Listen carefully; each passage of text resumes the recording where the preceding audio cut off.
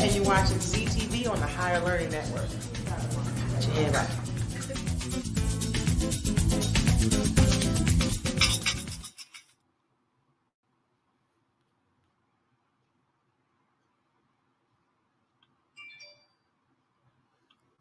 Welcome to Quick Click, where customers can buy, share, and earn. Meet Sam. Sam owns an e-commerce business that sells athletic shoes and running gear. Sam wants to increase her sales without increasing marketing spend. So she decides to list her products on Quick Click. On Quick Click, her loyal customers can get paid for sharing her products with their friends. Sam uploads her products to the marketplace, just like she would on Amazon or Shopify. Meet Laura. Laura is in the market for a new pair of shoes and comes across Sam's brand on the Quick Click marketplace. Laura is able to purchase the shoes and check out like she would on any other e-commerce site. After purchasing, Laura receives a unique quick link that she can share with friends to begin earning quick cash. Her friend Jessica opens Laura's quick link on her phone and purchases the pair of shoes. Because Jessica purchases using Laura's quick link, Laura receives quick cash in her account. After purchasing, Jessica can now share her own quick link and begin earning quick cash as well. But Quick Click is more than just your typical referral or affiliate platform. Quick Click rewards customers for sales they directly and indirectly influence. So, for every sale Jessica's new Quick Link makes, Laura will earn additional quick cash as well, making the potential for earning exponential. Laura and Jessica can transfer their quick cash balance to their bank account at any time, or can even use quick cash to make additional purchases in the app. Meanwhile, Sam can just watch as the sales roll in. Best of all, she doesn't have to worry about costs, since she is only spending marketing dollars when actual purchases are made. Start buying, sharing, and earning today at QuickClick.com.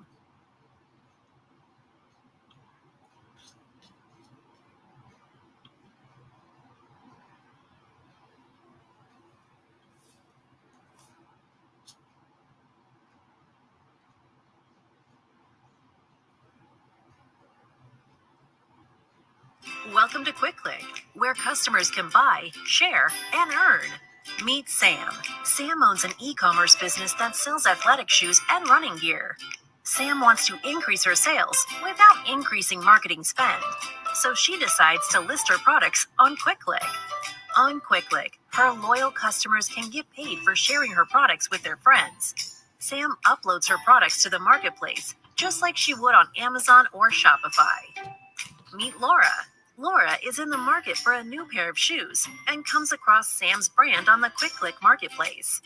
Laura is able to purchase the shoes and check out like she would on any other e-commerce site.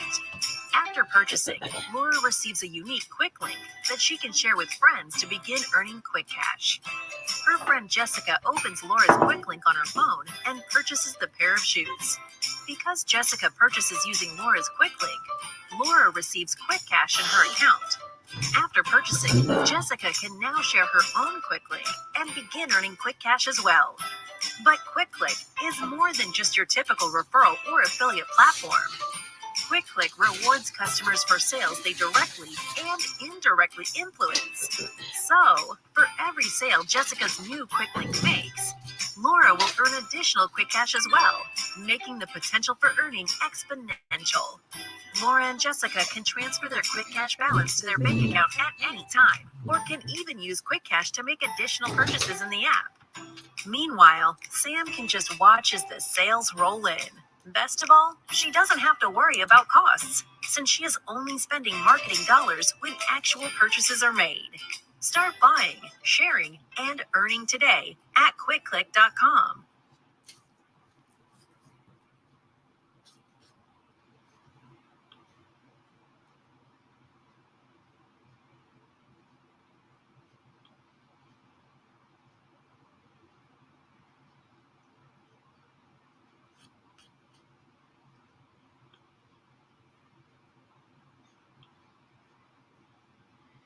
Grand Rising.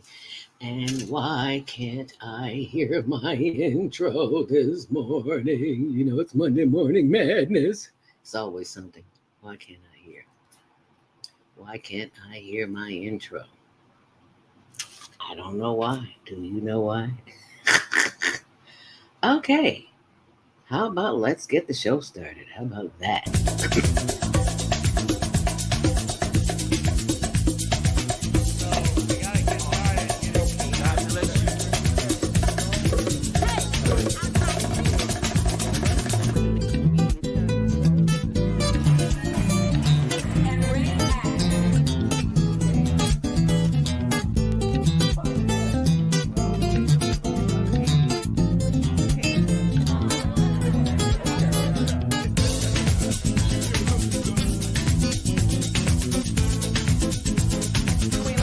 And you're watching ZTV on the Higher Learning Network.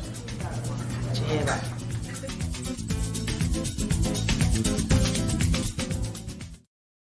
And I know you recognize the queen. That is Queen Latifah.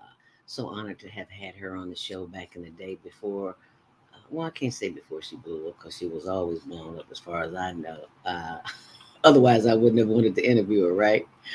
Alrighty now. So now that I can't hear it on the switchboard, at least I can hear it here on the female solution on my computer. So I'm going to play it for you. How about that?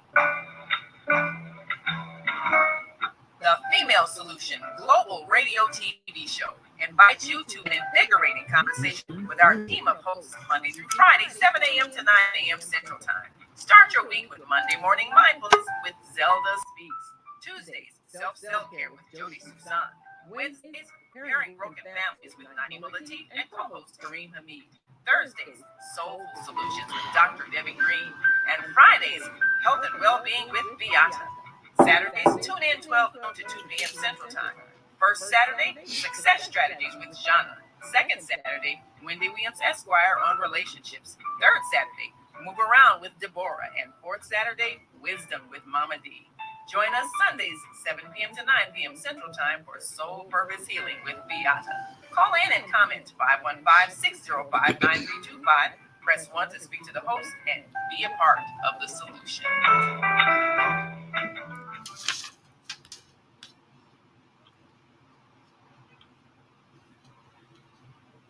Okay, Naima, I cannot hear anything playing. I'm playing my intro. Can you hear it, Naima? I can't hear it. And she can't hear me. Okay, so it's playing, but I don't hear it. Anything that could go wrong this morning is going wrong. So, no intro. Well, I got the intro, no promo. Stuff happens. What can I say? And that's the nice version of it. Grand Rising, Hamadia Ziad from Cook County Hospital. I'm not sure, CCH, but Grand Rising. Thank you so much for joining me this morning, my sister. Naima says, call in on the guest line on your cell phone so I can open my mic. Okay, no wonder no one can hear me. So that means I'm also going to have to sign out when it's over with. Okay, so it's down on my phone. Okay, y'all, thank you for being with me this morning. It's been a challenging morning. Okay, here we go. I got to call in the number that I give you to call in, 515-605-9325. And I guess I got to press 1 to speak. You continue. You can hang up now to avoid the charge. Just put me through. How about that? Thank you so Blog much. Talk Radio. All right. Welcome to Blog Talk Radio. Please hold and you will be able to listen to the show. Please hold and you'll be able to listen to the Type show. in diabetes, publish a book, promote your product or service, or just make extra money. To take advantage of the deal of the day, go to ZeldaSpeaks.com or call 312-409-6619. Mention promo code The Female Solution and get free shipping. That's ZeldaSpeaks.com or 312-409-6619. Stop worrying today. Visit ZeldaSpeaks.com. And now that I can hear myself, it's a wonderful thing. So if I can hear myself, you can hear yourself. The Female Solution Global Radio TV Show invites you to an invigorating conversation with our team of hosts Monday through Friday, 7 a.m. to 9 a.m. Central Time. Start your week with Monday Morning Mindfulness with ZeldaSpeaks. Tuesdays, Self-Care with Jody Busan. Wednesdays, Repairing Broken Families with Naima Latif and co-host Kareem Hamid. Thursdays, Soulful Solutions with Dr. Debbie Green. And Fridays, Health and Wellbeing with Viata. Saturdays, tune in 12 noon to 2 p.m. Central Time. First Saturday, Success Strategies with Shauna. Second Saturday, Wendy Williams Esquire on relationships. Third Saturday, Move Around with Deborah. And fourth Saturday, Wisdom with Mama D. Join us Sundays, 7 p.m. to 9 p.m. Central Time for Soul Purpose Healing with Viata. Call in and comment 515-605-9325. Press 1 to speak to the host and be a part of the solution.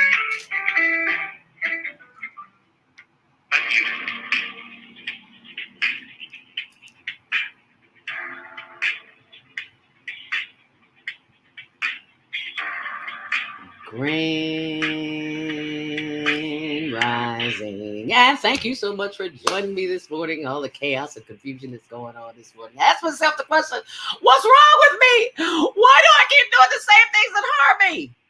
Ever ask yourself that question? I did. And I hope a whole lot more people do that too, because it is imperative that we ask ourselves these questions. Why? Because we have the answers.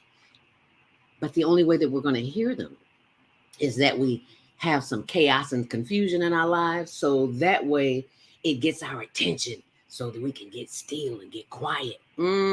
Ask me how I know. I done had enough time to get still and get quiet. And I still do it on a daily basis. So whatever your routine is, increase it, because the time that you spend on yourself will triple as opposed to the time that you spend working on your job. How's that possible, Zelda?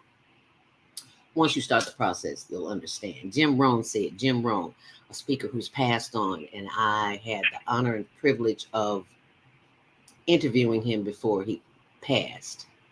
He said, you'll spend, is that rain? No, it's not rain.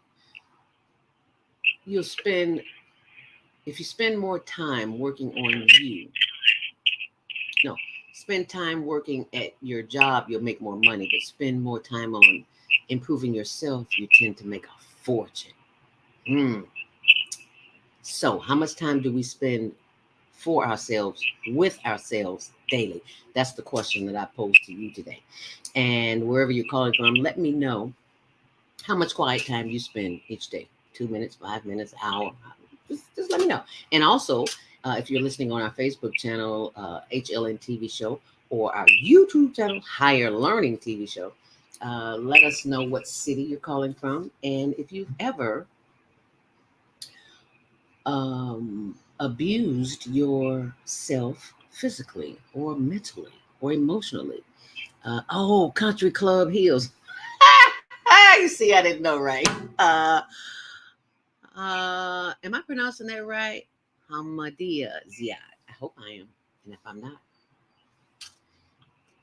thank you so much for joining this morning on the Female Solution. Welcome to Monday Morning Mindfulness. We're just here to start your week off right. Happy Earth Day, birthday, born day. If today is your birthday, happy birthday to Annie Penn Robinson, who is no longer with us, my sister in Tennessee, but she's here with me in heart. Always, always, always, always. So happy Earth Day, birthday, born day to you, if you're celebrating a birthday. And also to my brother, Kittrell Bradley, born 2 days before I left the planet long time ago. But he's always here in my heart too, as with all of the ancestors this morning. So thank you for all of the ancestors for showing up this morning and helping me do this broadcast, because I couldn't do it without you. I stand on the shoulders, and I recognize that I stand on the shoulders of those who came before me to make my way possible. For that, I am honored. Thank you, thank you, thank us, as Baba Kwame Sunhorse would say. It is Monday, August 15th, and we are always keeping in prayer the sick and the shut in and those inflicted by everything that's the drama and chaos that's going on in this world, because, honey, there's a lot of it. And what's new in the news? Willie Wilson. Dr. Willie Wilson is giving away $80K today. That's $80,000. Excuse me, $80,000, yes, in groceries and food supply. Groceries and school supplies. All that information is on my blog, ZeldaSpeaks.wordpress.com.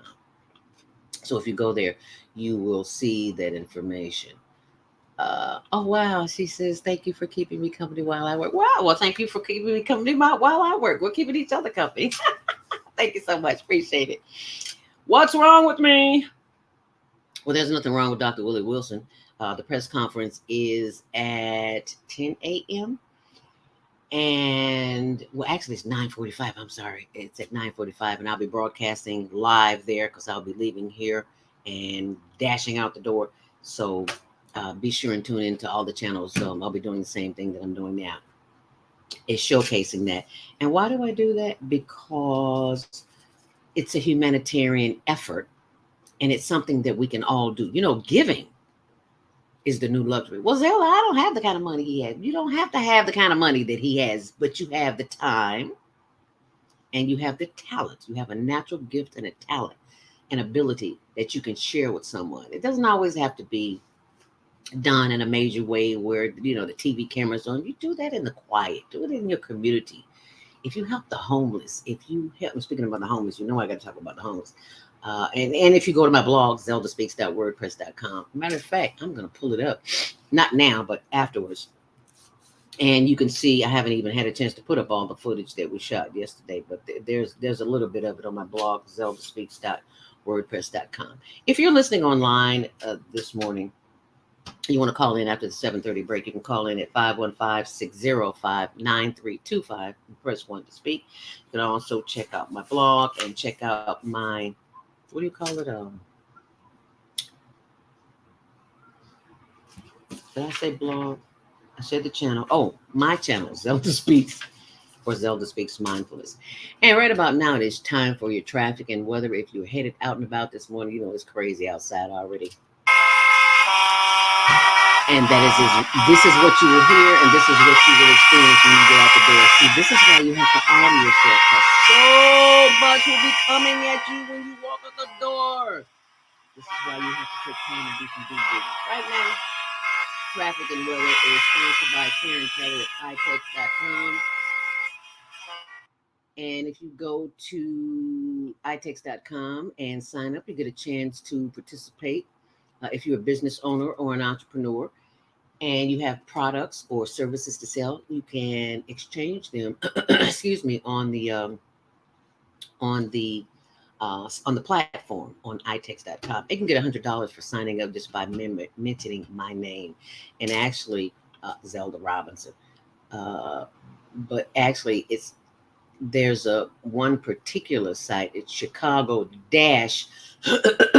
excuse me, Chicago-itex.com. There it is. And it's sponsored by itex.com. So traffic and weather, mostly cloudy, 78 degrees today. It is beautiful outside. If you want to go to the Caribbean, Vegas, Hawaii, Mexico, anywhere you want to go, it's available. You can go there because we're working on a trip right now. It's always been my dream to go to Jamaica. So waiting on that.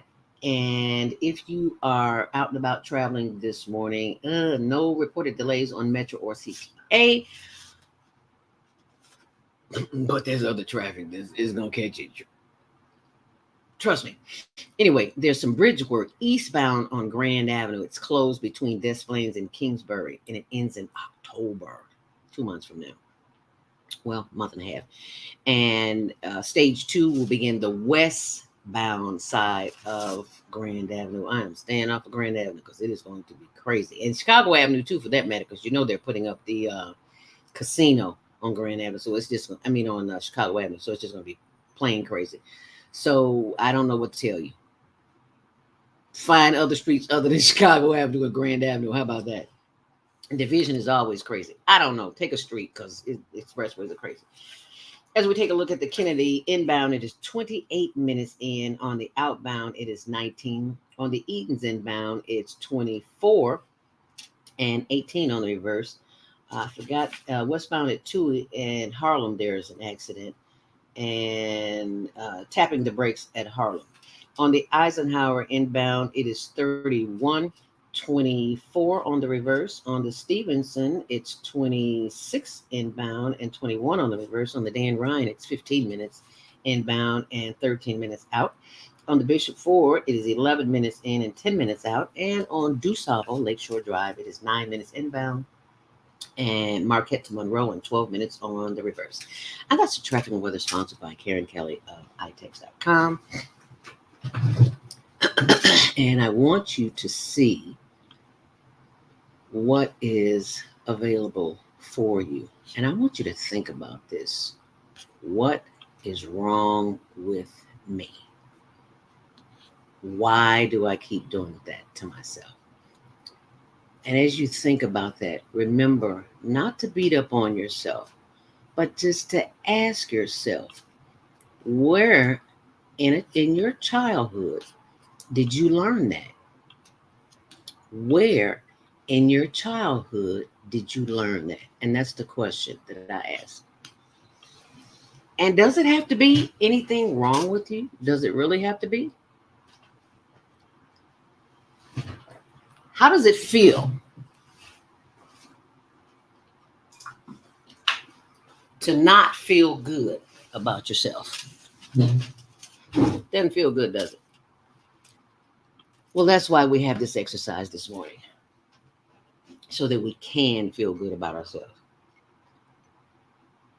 And it's a process because there's so much negativity in the world that we forget who we are and who we are and who we have been told that we are is two different stories. So what I want to do right now is take the time for us to become quiet, become still, and listen to the still small voice. We're just going to spend a few minutes this morning. So I want you to get comfortable, sit up straight in your chair, wherever you are. Close your eyes and focus on the breath. That is, focus on your breathing in through the nose, out through the mouth. However you decide to do it. Hold it. And exhale. Let us begin. And listen to the sound. Close your eyes. You should not be looking at me, but only on the inside of your eyelids. So let us begin. Inhale deeply.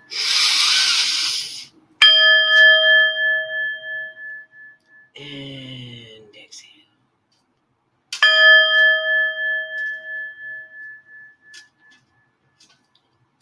And I want you to focus on your breath.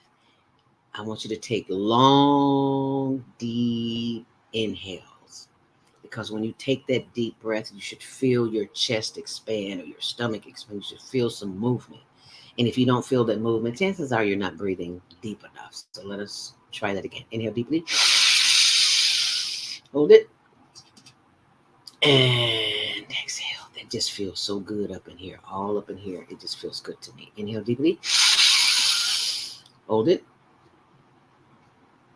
And exhale. Once more. Inhale deeply.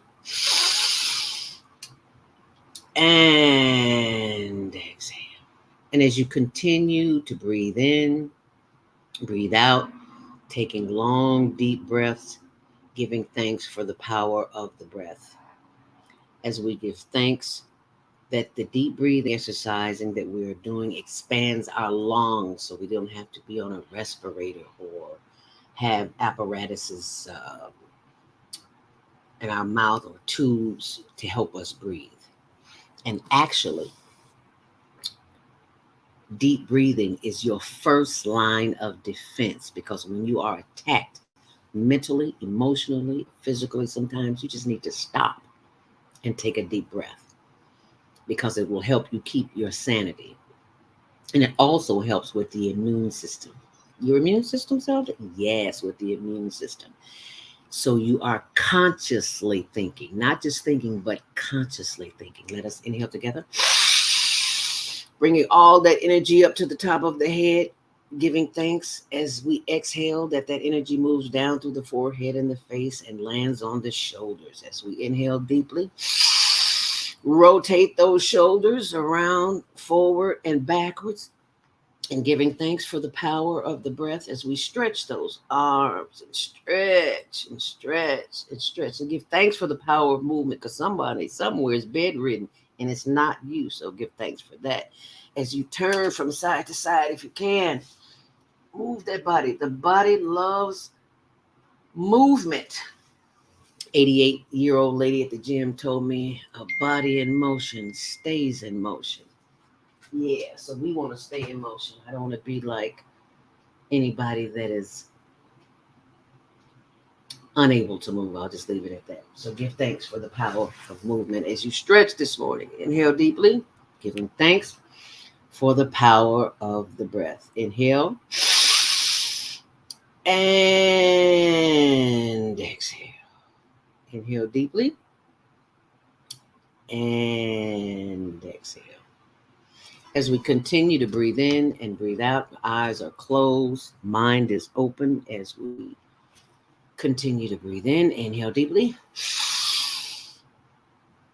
And as we exhale, giving thanks for the power of the breath that has moved down through the shoulders and the arms and the chest and the solar plexus, as we inhale deeply. And we exhale, sending the breath down through the chest and the stomach and the hips and the thighs and the knees. Oh, yes, rub those glorious knees. If you don't have knee issues, if you were not a roller skater like me, at some point in time, you may. So just love on them anyway. Loving those legs, those ankles as we breathe in and breathe out. Sending more love, light, and energy down through the ankles, the arch, the instep, the toes. Yes, wiggle those toes as we inhale deeply. Bringing the energy of the breath back up through the feet, the ankles, the arches, the instep, the legs and the knees and the thighs as we continue to breathe in. And as we exhale, continue to bring that breath back up through the chest, solar plexus, and the arms as we breathe in. Sending more love, light, and energy back up through the face and back to the top of the forehead. We give thanks for the power of the breath. Because someone somewhere is not as fortunate as you. You don't think about the breath until you can't breathe. And we don't want that to happen. So we breathe in as often as we possibly can, because that is your first line of defense. It will help you in a moment of chaos and confusion when you are attacked physically, mentally, emotionally. Because when you breathe, you summon the power that is within you. Yes, that's why we call it meditation. We meditate to activate. And when you activate that which is within you, nothing can disturb you. Nothing can harm you, because you have taken the time to power up. I like to call it power up. That's what you're doing when you breathe in. So let's continue that process. Breathe in. Hold it. And exhale. Once more. Breathe in. Hold it. And exhale. Once more. Breathe in. Hold it. And exhale. So now, I want you to breathe in once more. Hold it. And bring your head forward. Face your chin to your chest. And slowly rotate that head to the left. And bring it around to the back. Slow down. You're moving too fast. Hope you're sitting up straight. And slowly rotate it to the right. And bring it back around to the front. Head up. Inhale deeply. And as you exhale, bring the head down, chin to chest, and slowly rotate the head to the right. And slowly bring it around to the back. Slowly, slowly, slowly, slowly, and slowly bring it back around to the front, to the front and just wiggle it from side to side, giving thanks for the power of the breath. And now head up, inhale deeply, and exhale. And inhale deeply. Look to the left as far as you possibly can, feeling a stretch in the right side of the neck. Feel that? That means you're stretching good. And exhale. Inhale deeply. And look to the left to the right as far as you possibly can, feeling a stretch in the left side of the neck. You feel that? Feels good, doesn't it?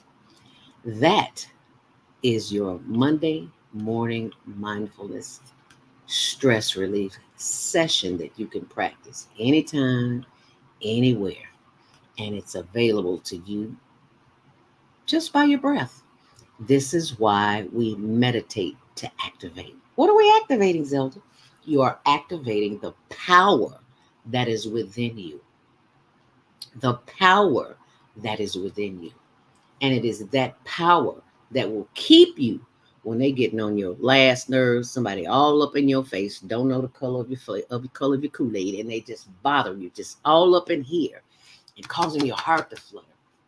This is why we meditate to activate the power that is within us. And these t-shirts are on my blog, ZeldaSpeaks.wordpress.com. Let's do one together. Let us inhale wealth. Bet you like that one, don't you? Inhale wealth. Hold it. And exhale debt. Let's do that one again. Inhale wealth. Hold it. And exhale debt. And while we're breathing, yeah, baby, this is another one. Inhale faith. And exhale fear. Inhale faith. And exhale fear. This is a favorite. Inhale love. And exhale hate. This is all possible. And you can do it with your breath. How's that possible? Don't believe me? Try it. Now, see, some of us doubt ourselves, and that's why this one was made. Inhale genius. And exhale doubt. Let's try that one again. Inhale genius. And exhale doubt.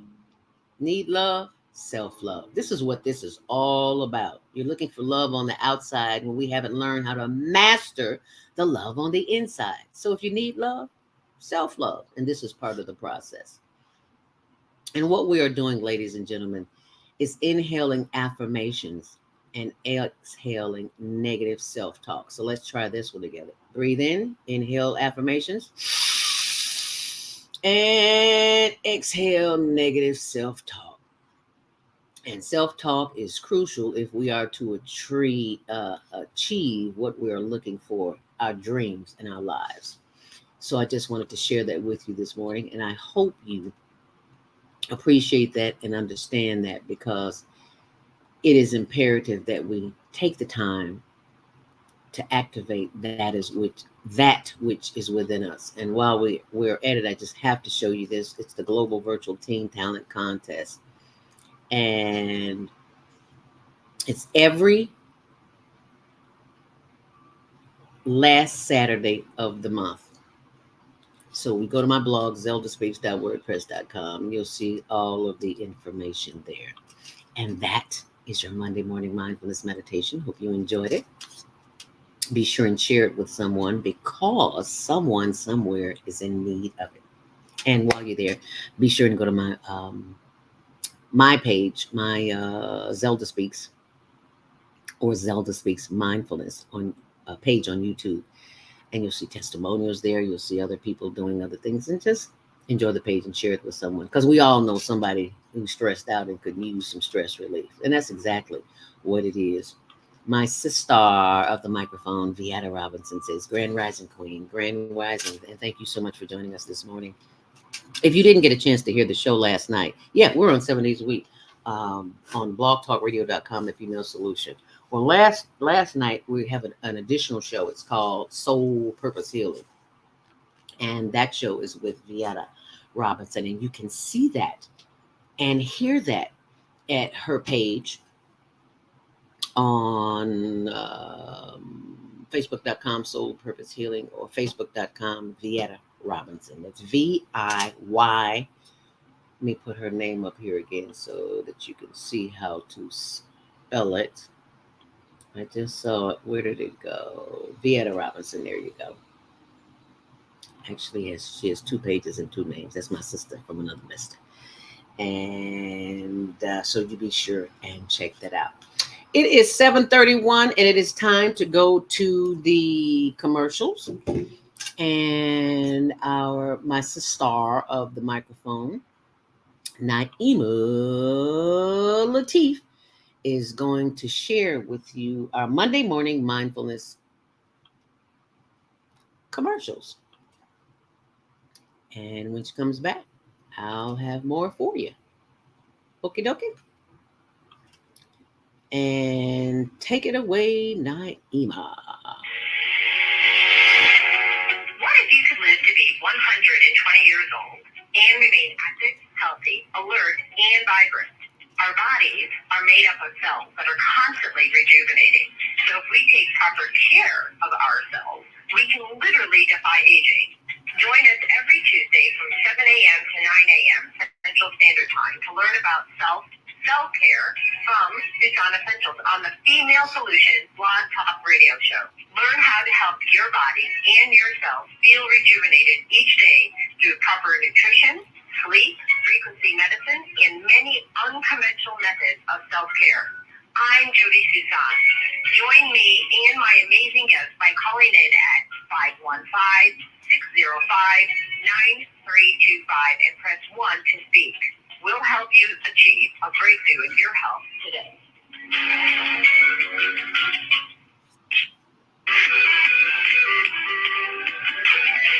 Tune in to Soulful Solutions with Dr. Debbie Green on Thursdays at 7 a.m. Central Standard Time and 8 a.m. Eastern Standard Time to hear great topics and stories on grief and turn it into victory. Join Dr. Debbie Green to listen to stories of triumph and learn how to overcome. You are not alone in your life, and there is hope in the darkest hour. This is your time to learn strategies and solutions to improve your life. It's your time.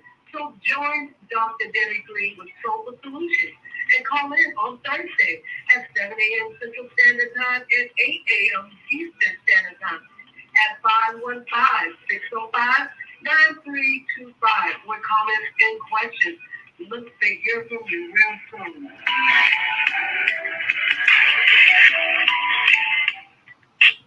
Crime in Chicago continues to increase. Community and politicians must come together to make a change.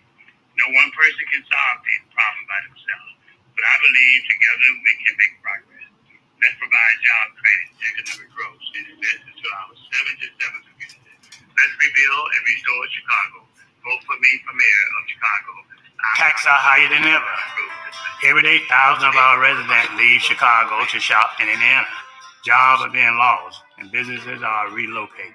Let's find a way to lower our taxes to encourage residents to continue living and shopping in our city. Let's rebuild. Let's restore Chicago.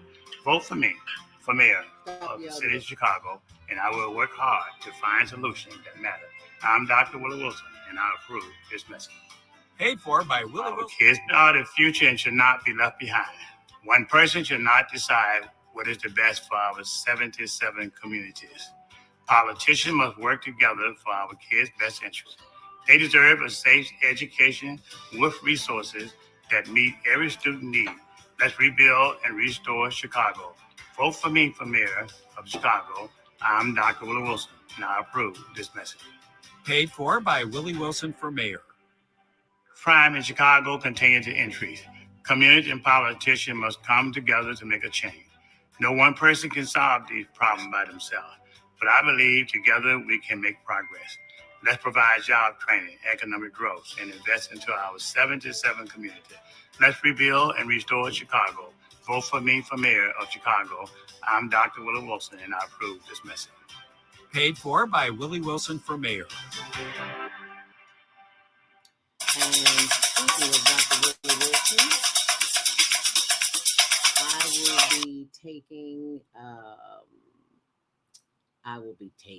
will be filming the, if you just joined us, thank you so much for joining us back here on the Female Solution Grand Rising. Thank you for joining us. I will be filming the press conference this morning on his $80,000 giveaway of groceries and school supplies. And that information, is also on my blog. And if you go to my blog, ZeldaSpeaks.wordpress.com, I'm going to pull that up now so that you can see it, share. And Naima will be joining us. Are you ready to join us, Naima? Okay, bringing Naima in. And then...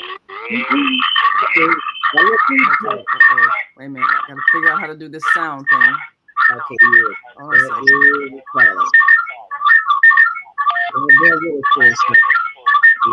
Oh, okay, how's that? There we go. Yeah. Oh, but now we can't hear you. That's wait, much. that didn't work either. Uh-oh. Wait, let me go. I guess that's my phone is there. But then if I keep my phone off, there she goes. Okay, so now we can hear us, but can the Blog Talk people hear us? That's a good question. All right. Let me see here. And while she's figuring that out, I'm going to figure this out just so I can share with you what's happening today. The press conference today at 9:45. Well, that really was 9:30 because he's always early. Let me see. Who is this? You know I cannot pronounce this name, Chris. Heart, heal, know your soul. But good morning, Grand Rising. Thank you so much. I'm just going to say, Chris, thank you so much for joining us this morning. And thank you for sharing this video while you're watching it. And thank you for all of you who are listening this morning. Let us know. Type in the area of what city you're calling from or what country you're calling from. But I want to thank you for joining us. And I want to thank you for being the humanitarian that you are. You see, because giving is the new luxury. And Dr. Willie Wilson is giving away free groceries and school supplies today. And you will see that information on the blog on ZeldaSpeaks.wordpress.com. Okay. Yeah, we got a little feedback. Hold on, it disappeared. All right. I may need to play a commercial while I work this sound system out. So give me a moment and I will be right back. Okay. And I'll just let them watch a video of the homeless. Some footage we took yesterday. How about that? And this is the tent that we dropped off last time. As you can see, it's set up. It's set it up, and it's being in use. So for all of you all who contributed, we are very grateful. Of course, I'm not going to go inside it, so you can see if you can imagine what a tent looks like inside. But it's brand new, and they need more tents, right? So if you find it in your heart, any amount will do. Send a tax-deductible donation to higherlearningnetwork.org, and we'll be sure that they get tents. Pretty nice. I like that. And now I'm going to take a walk back down here because I saw some men cutting each other's hair. I thought that was so cute. Not cute, but humanitarian effort, I should say. People looking out for people.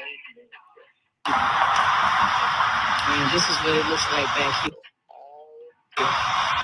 You need shelter. You need food. You need shelter.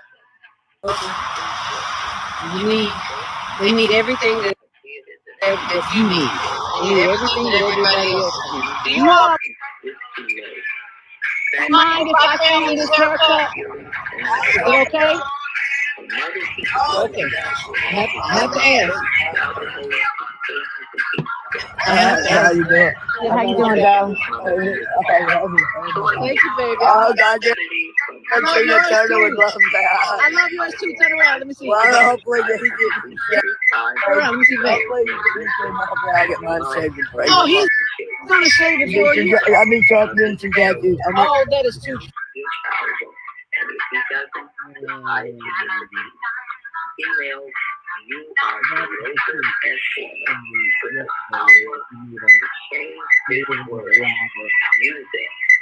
I put the footage up yet. I apologize for that. It's been so crazy. But I'll put it up later. We cannot get rid of that echo. I don't know what's going on. All that can happen will happen. That's why I stay prayed up. That's why I have that morning meditation so I don't freak out. Margaret and Ellerby for good morning, good God morning, and grand rising from Newport Richey, Florida. Wow, I never heard of Newport Richey. Okay. And yeah, that is very. I may need. I don't know if you've got a cell phone where you can call in the host line, and I'll hang up. I'm on now. I'm on. Yeah, but okay. Let me see if I can. Yeah, well, you might need to hang up. Because Yeah. I'm on right now, but at the 8 o'clock break, you're gonna have to come back on. Okay, how's that? Can you hear me now? Yeah, I mean I can hear you, but I gotta check and see if our Blog Talk audience can hear. Do you all hear me? Type in the comment section if you can hear me, and what city you're calling from. I don't know where Newport Richey, Florida is. Where is that? I never even heard of. Florida is kind of like Illinois. There are so many different cities that you never even heard of. I never heard of Newport Richey, Florida. Is that anywhere near Orlando, or where did we go for the Women of Wonder? It was right. What was the name of that? What was the name of that? Altamont, Florida. Altamont. Altamont. Yeah, we pronounce it Altamont, Florida. I think we got it now. Yeah. Wonderful. Chris says I hear you good. I hear you too. Thank you so very much for that. Yeah, because I needed that. Oh, okay. So the topic of discussion for today is what's wrong with me? Why do I keep doing things to harm myself? And those are the hard questions that we have to ask ourselves. And that's the question I had to ask myself as I was wheeled into surgery to discover why I was having the experience that I was having. And for those who don't know, I was diagnosed with diabetes on my way into surgery. I fell, had an accident, broke my ankle. And as I'm going into the surgery, the doctor comes by and he, asks the vital questions, your name, age, where you live, how old are you? He's looking at my bracelet, my hospital bracelet, and he says, name, age, yada, yada, yada. You have asthma, you have this, you have diabetes, and I'm what? Oh, stop, doc, right there. What? Did you say diabetes? Oh, you didn't know you had diabetes? No. Oh. And I'm going into surgery. Oh, dear. And he tells me I have diabetes. I'm like, are you serious? He says, there's a heart attack. So it was a journey. I was on a pill called metformin, which is what they put most Black folks on. Yeah. And I shouldn't say Black folks, most people, because I learned that. Let me take that back. I learned that at the expo, diabetes expo, probably where I met Jody 10 years or so ago. Oh, wow. And I just lost my train of thought. I met Jody there, and I was in the process of writing an ebook, How I Reversed Type 2 Diabetes. And this is the video that I came up with because I wanted to help others get through the experience of being a diabetic and not have to take pills the rest of their lives. So this is what I came up with. Are you overweight? Tired all the time? Too much belly fat? You could be diabetic. Well, yeah, you see, that was 2017 at the Health and Wellness Expo. How long did I say? 20 years ago? Yeah, John. Wasn't quite that long ago. Yeah, it felt like that. So I made an ebook, How I Reversed Type 2 Diabetes. And it was at the diabetes.org Chicago Expo. And it was free of charge. And that's where I learned that there were so many other diabetics. So you can go to diabeticdonut.com and you will see the information there, because if I can do it, anybody can do it. So go ahead. Well, so can people go to the website and they can either purchase the ebook or the It's free. Oh, it's free. It's free. All you have to do is go to diabeticdonut.com and download it. It's free. And all you have to do is print it out or have it on your computer, however you want to do it. Well, I will definitely, because I told you I have two sisters now. We all grew up in the same household, eating the same, chitlins and pork chops and everything else.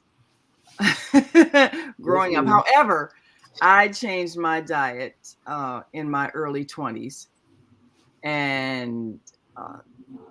And then, of course, by my 40s, I totally cut out meat. But I changed my diet. I got rid of all the pork and everything. And eventually I got rid of all meat, period.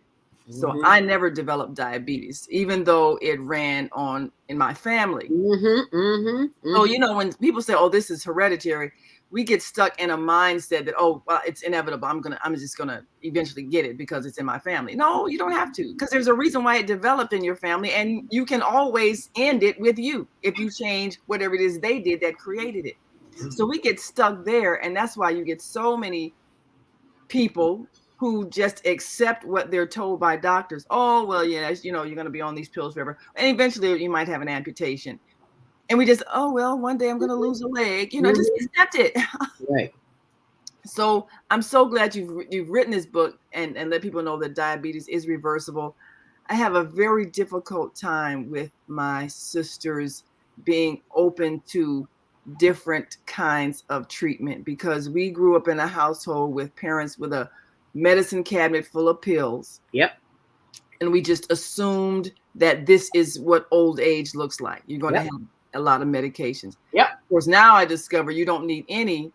And I'm so grateful that my mother, she's very diligent. Just the little basic things that she just like, eating a clove of garlic every day and a lot of water, but she's not on any medications. And, we were getting contacted by Social Security because they were like, well, is she still alive? I mean, we're not seeing where she's gone to the doctor. I'm like, well, she ain't sick. Why would she go? Right. So they just assume that if you're elderly, you have to be on some type of medication. Yep. That's what the pharmaceutical industry depends on. They depend on this elderly market. Yes. Being their repeat business. So we've been conditioned to think that. And diabetes has been something that's been growing so widely in our community. And you see all these, you see all these amputees, and most of the time a doctor says, well, eventually you're going to have a leg amputated. Oh, but that's just part of the disease. We don't think, well, maybe if I did something different, I could get rid of this. Yep. Instead of losing a leg, and so I'm really grateful that you're doing this. And you asked the question, what's wrong with me? Why do I keep doing the same things that harm me? I think one of the things is lack of knowledge. And the second thing is lack of belief. Because if you've been conditioned to accept what you're told by somebody with the title doctor, then you're under the illusion that they know more than you, even though your body's talking to you all the time and you don't listen to your body when it's telling you what to do. And so there's not believing in our own inner voice that can guide us as to what's the right thing to do. And then there's this false belief that if you've gone to an institution where you memorize a lot of material from people who claim to be smart, that somehow that makes you more intelligent than other people because they give you a title, doctor. And I'm not making fun of doctors. I'm just saying that when you go to school, what you're learning is other people's beliefs. They may or may not be correct. Yes, ma'am. Yes. And sometimes they were totally wrong, but we keep relearning them anyway. So that's why we keep doing the same things that harm ourselves, because when new information comes out that shows us that what we used to believe is incorrect, we don't want to explore it. We just want to hold on to the same old things that are hurting us. I mean, we used to have a lot of really bad medical practices, but that's all people knew at the time. So that's what they were teaching in their schools, and that's what people were imitating. This is a good question. I see a trigger in there. Yes, we should be asking our health professionals to actually heal us. That's not what they learn how to do. That's not what they were trained to do. They're not trained to heal. They're trained to treat the symptoms of your illness. Thank you. And that's all they know. So if you come to them, and it was a long time, I don't even know if chiropractic work is even covered by insurance. A lot of new things that do heal you aren't covered by insurance. So there's a disincentive for you to do those things that do heal you. And there's more of an incentive for you to keep taking the pills and other kinds of pharmaceutical products, because your insurance will pay for that. But your insurance doesn't pay for you to get healed.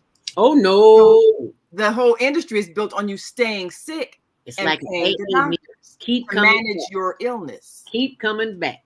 Yeah. Get that coming back. You notice how they refill your prescriptions? They will automatically send them to you every month. They're not doing stuff. They love you. Yeah, they never say, well, when this is over, you don't have to take it anymore. It's always, oh, this is just never, ever. Refilled. Yeah.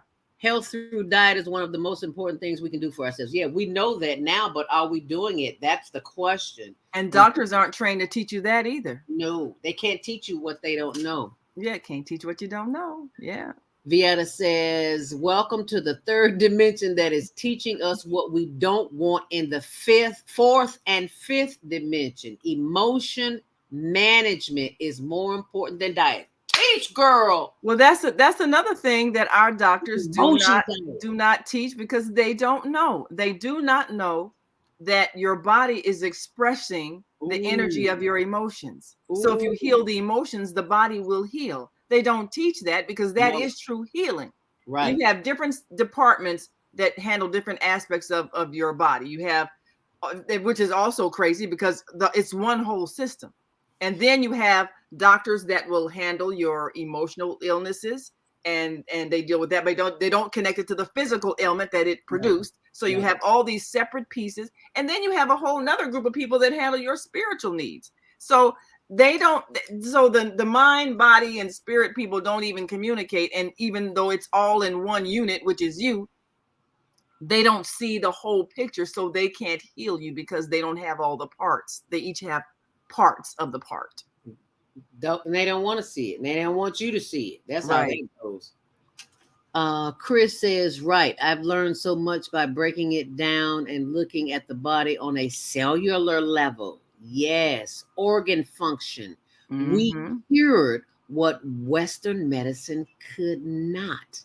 And let me tell you about another thing, which is, the political side of medicine.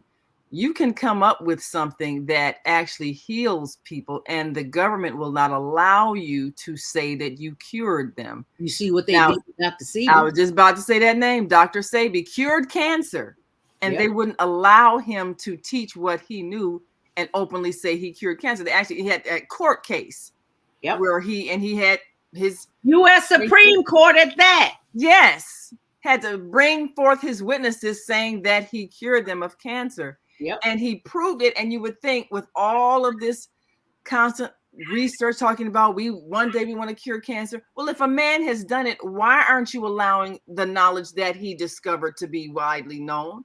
Because cancer is a business. Yes. And they want you to keep coming to these treatment centers, chemotherapy. That's a business. Yep. So they don't want you healed. They want you sick so that you can pay for treatment. That's right. If you don't take responsibility for your own wellness, you will not have it. But what keeps us doing the same thing that harm us anyway is fear, because fear has been drummed into us. And until we can overcome fear and decide to explore some real realities that exist, we're going to keep doing the same thing the same way and expecting different results, which is insanity. That's what they call it. If you want something different, you got to do something outrageous. Yeah. Outrageous? Really outrageous? Yeah, because your Yeah. life depends on it. You can't do what's normal because normal is Normal is what got us into this mess. Thank you. So you got to do something outrageous. And Yeah. what could you possibly do? What could you possibly do? Chris says yes. It's It's one one connected connected system. system. Chris also says they'll come take you and research. They'll come take you research Your and your research and your lab. You have to say Yeah. Yeah. You know, Framed it. that's the thing, because you're threatening a system, a monetary system that's Right. been built on people staying sick and getting medication. Right. This is a very powerful industry. And you saw the backlash for anybody who sounded like they might know how to actually get rid of the virus that everybody's terrified of. And yet there is nothing that the body cannot heal. There's nothing that the body cannot produce to guard itself against. That's how we're made. But we were psyched up to think that something outside of ourselves had to be produced, and we had to ingest it, inject it in order for us to be protected. And now that it's not working, we're being told, oh, don't believe what your lying eyes are telling you, that people are taking this thing and still getting sick. No, you're not seeing that. See, what you're seeing is that people are getting sick, but not as sick as they would get if they hadn't taken this special medicine that we've been injected with. So, I don't even argue with people anymore about that, because it's like, if you can't see it, if your spiritual eye is not open, then the lesson that you are meant to learn is the effects of putting your life in other people's hands that see you as a business. You're going to experience the effect of that decision so that you can then make other choices later in life. If you survive this decision that you've made, you will understand that people who are trying to make money off of illness do not have your best interest at heart. That's what you need to learn. And I am typing up some resources for today's show. And I'm going to share that. And then Naima, you're going to take over. Baba Kwame Sunhor sent me a video with the wisdom of Bobby E. Wright. So, and there are some resources, mental health resources. So be sure and check them out, especially at I think he said at 1 hour and 55 seconds. Now, is this a thing to be played, or? Yes, it's on there. 1 hour and 55 minutes. I'm sorry. And okay, now you emailing it to me? Nope, it's on my blog right now. On your blog. Oh, okay. And I'm publishing it right now as we speak, and I'm going to pull it up so people can see it. There are lots of resources. Bobby E. Wright, for those who don't know who he is, it is a center that he developed on the west side of Chicago, and he was well known in the community as far as it relates for mental health, because that's a mental health facility. So this is the video. Can you see that? Oh, yes. That's the video, and I keep it is at 1 hour and 55 minutes that he shows all of the resources that are available. So when you click on the video, and I'll click on it, just well, no, I don't want to do that. I want to let you go to it yourself. But watch the video, and then especially go to it's like 1 hour and 55 minutes in. There's lots of information there of resources that are available. You know what? Can I? Oh, let me see. Oh, and it's 8 o'clock. Yeah, I got to get out of here. Yeah, I don't think I can operate it from my computer. Okay, but they can go to the website. Yeah. Should I leave this lower third up here? Yes, you can do that. And then let's see, the other screen, you might need to make it a larger screen. Yeah, I'll do that. Vieta says that fear energy can start in another life. Unforgiveness is the is the next big one. Thanks, Naima, for the karma lesson on this. Yeah. You know what? Maybe you can send Viata the link, or I can send her the link in case she wants to. Oh, but I Okay. can't pull her up on the screen unless she comes on before you leave.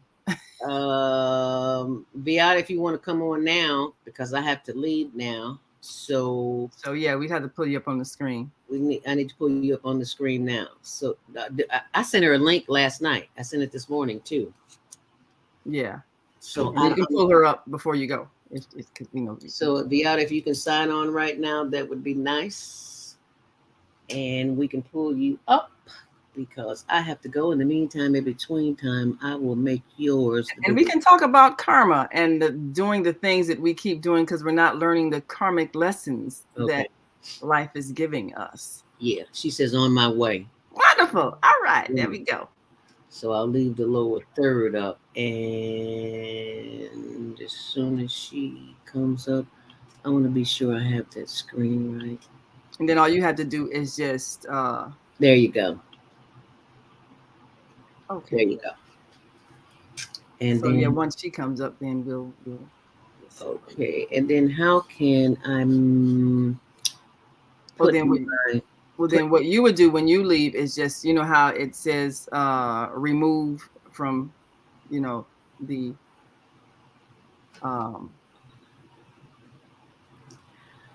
okay, I was just trying to here it is. This is what I want to do. Mute me. I guess I'll mute me. No, not mute. No, I don't. Oh yeah, you might want to. Well, yeah, you might want to mute because then otherwise we'll hear the background sounds in your house. Okay, yeah. Well, Vieta, we're waiting. She says I'm on my way. All right. And maybe you can. It's 8 o'clock, 8:01, 8:02. So yes, 8:02. Maybe you can start the commercials and I'll pull her up. And I'll give her a few minutes. All right. There she is, right on. Great. Pull it in. Oh, there you go. Right. So you can bring her. You can. There we go. I'm trying to figure out. So once you bring her in, so you can bring her in, and then once you you can.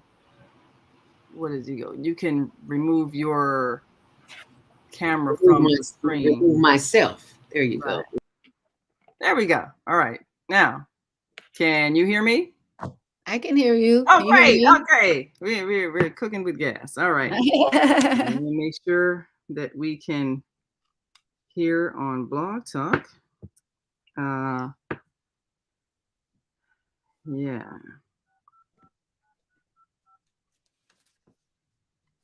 All right. Double check. And then I'll play a few commercials. All right. Wait a minute. Is outside of your plan. Yes. Well, you're looking wonderful this morning. Oh my goodness, I had to run and comb my hair and put some clothes. You gotta get it on the camera. Oh my goodness. But yeah, I'm here. My hair is not perfect, but whatever. I think it's cute. Okay, we can hear. All right. Okay, well, we're good to go. So now let me just play a few commercials and then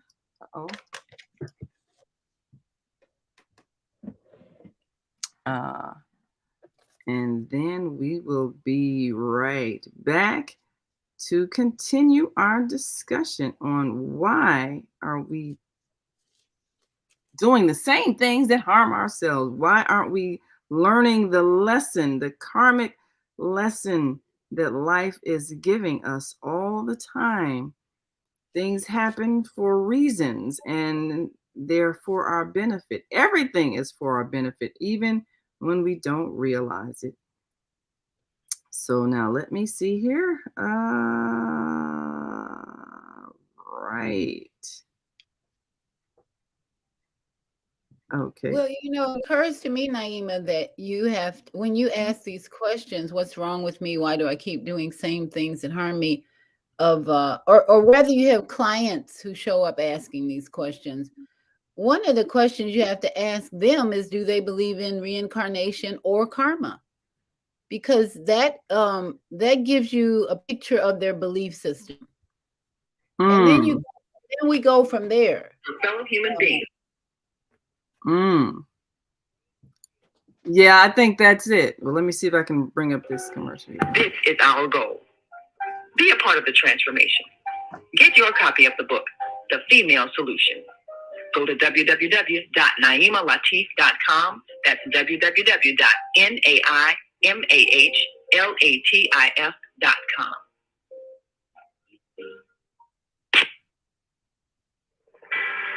Are you constantly arguing with your spouse? Are your children misbehaving and acting out? Someone in your family abusing drugs? Have you been the victim of domestic violence? Are you grieving over the loss of a loved one? Let us help you restore serenity to your life. At Serenity Family Social Services, we understand that good mental health is a result of emotional well-being.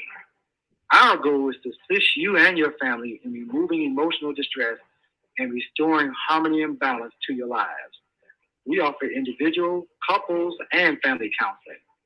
I'm Howard Williams, CEO of Serenity Family Social Services. Call us today at 312-315-4820. That's 312-315-4820.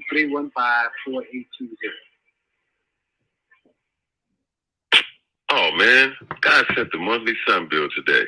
This sunlight is really expensive, especially during this season. I'll probably have to work overtime to pay it. Well, you better pay it on time. We don't want the sun to go out and we're sitting up here all day in the dark. Wouldn't it be terrible if God charged us for sunlight? Well, thank God. The light and heat from the sun is free. So why are we paying such high bills for the energy we use in our homes? Because we don't know how to use solar energy, the free energy from the sun. You can convert your regular home to a solar energy home and save tremendously on your electric bill. Take a look at your electric bill. Wouldn't you like to reduce or possibly even eliminate that cost altogether? Let one of our solar consultants show you how. Call today, 312-849-3456, and schedule a free consultation. That's 312-849-3456.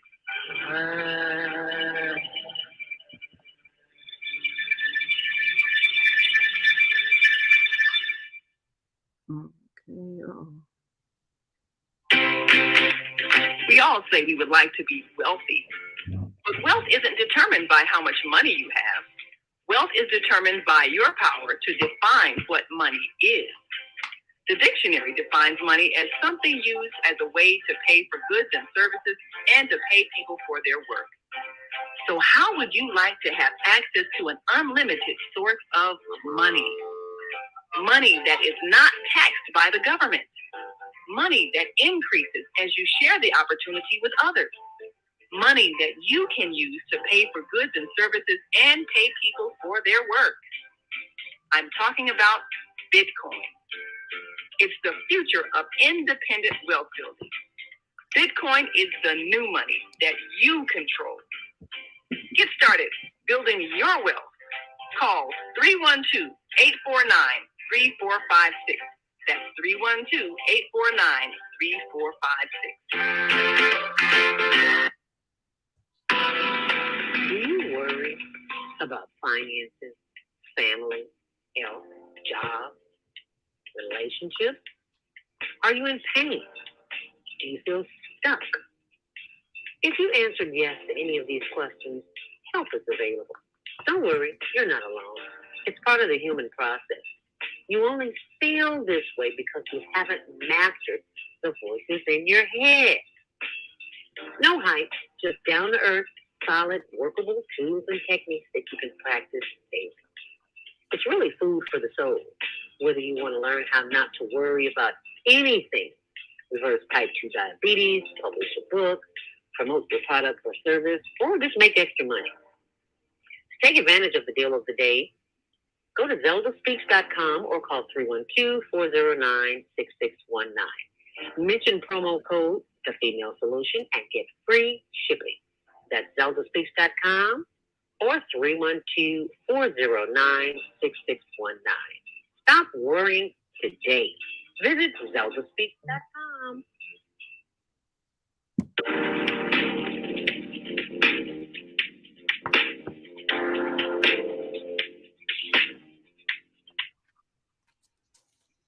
Okay, we are back. And okay, now. And Naeem, I want to just give a plug for your 555 sharing this morning, because after listening to that this morning, it reminds me why I don't ask questions about trafficking. Like last night, one of our callers brought up a question about trafficking and how it's hell in some people, whatever. And when I listened to your Dolores Cannon this morning and your message this morning, this is why I don't ask why about all these horrible things that are happening in our planet.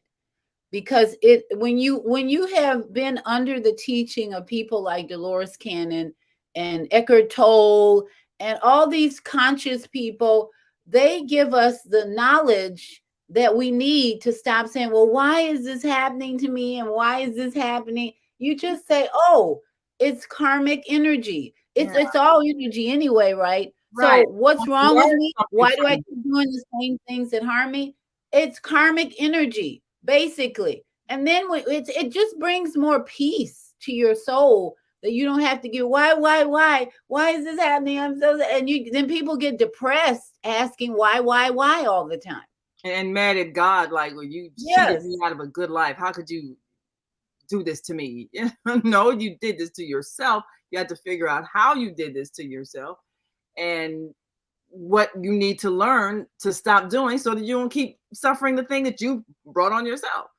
So it's kind of hard for people, like you say, when they don't understand life in its totality.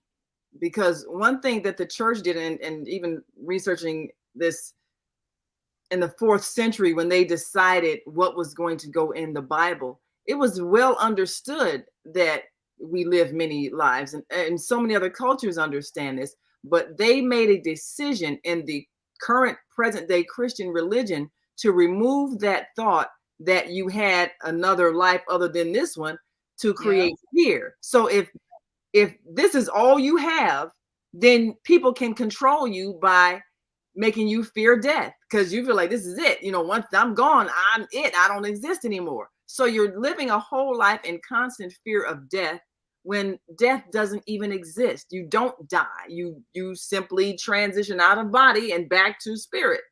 And then you have another life experience if you choose.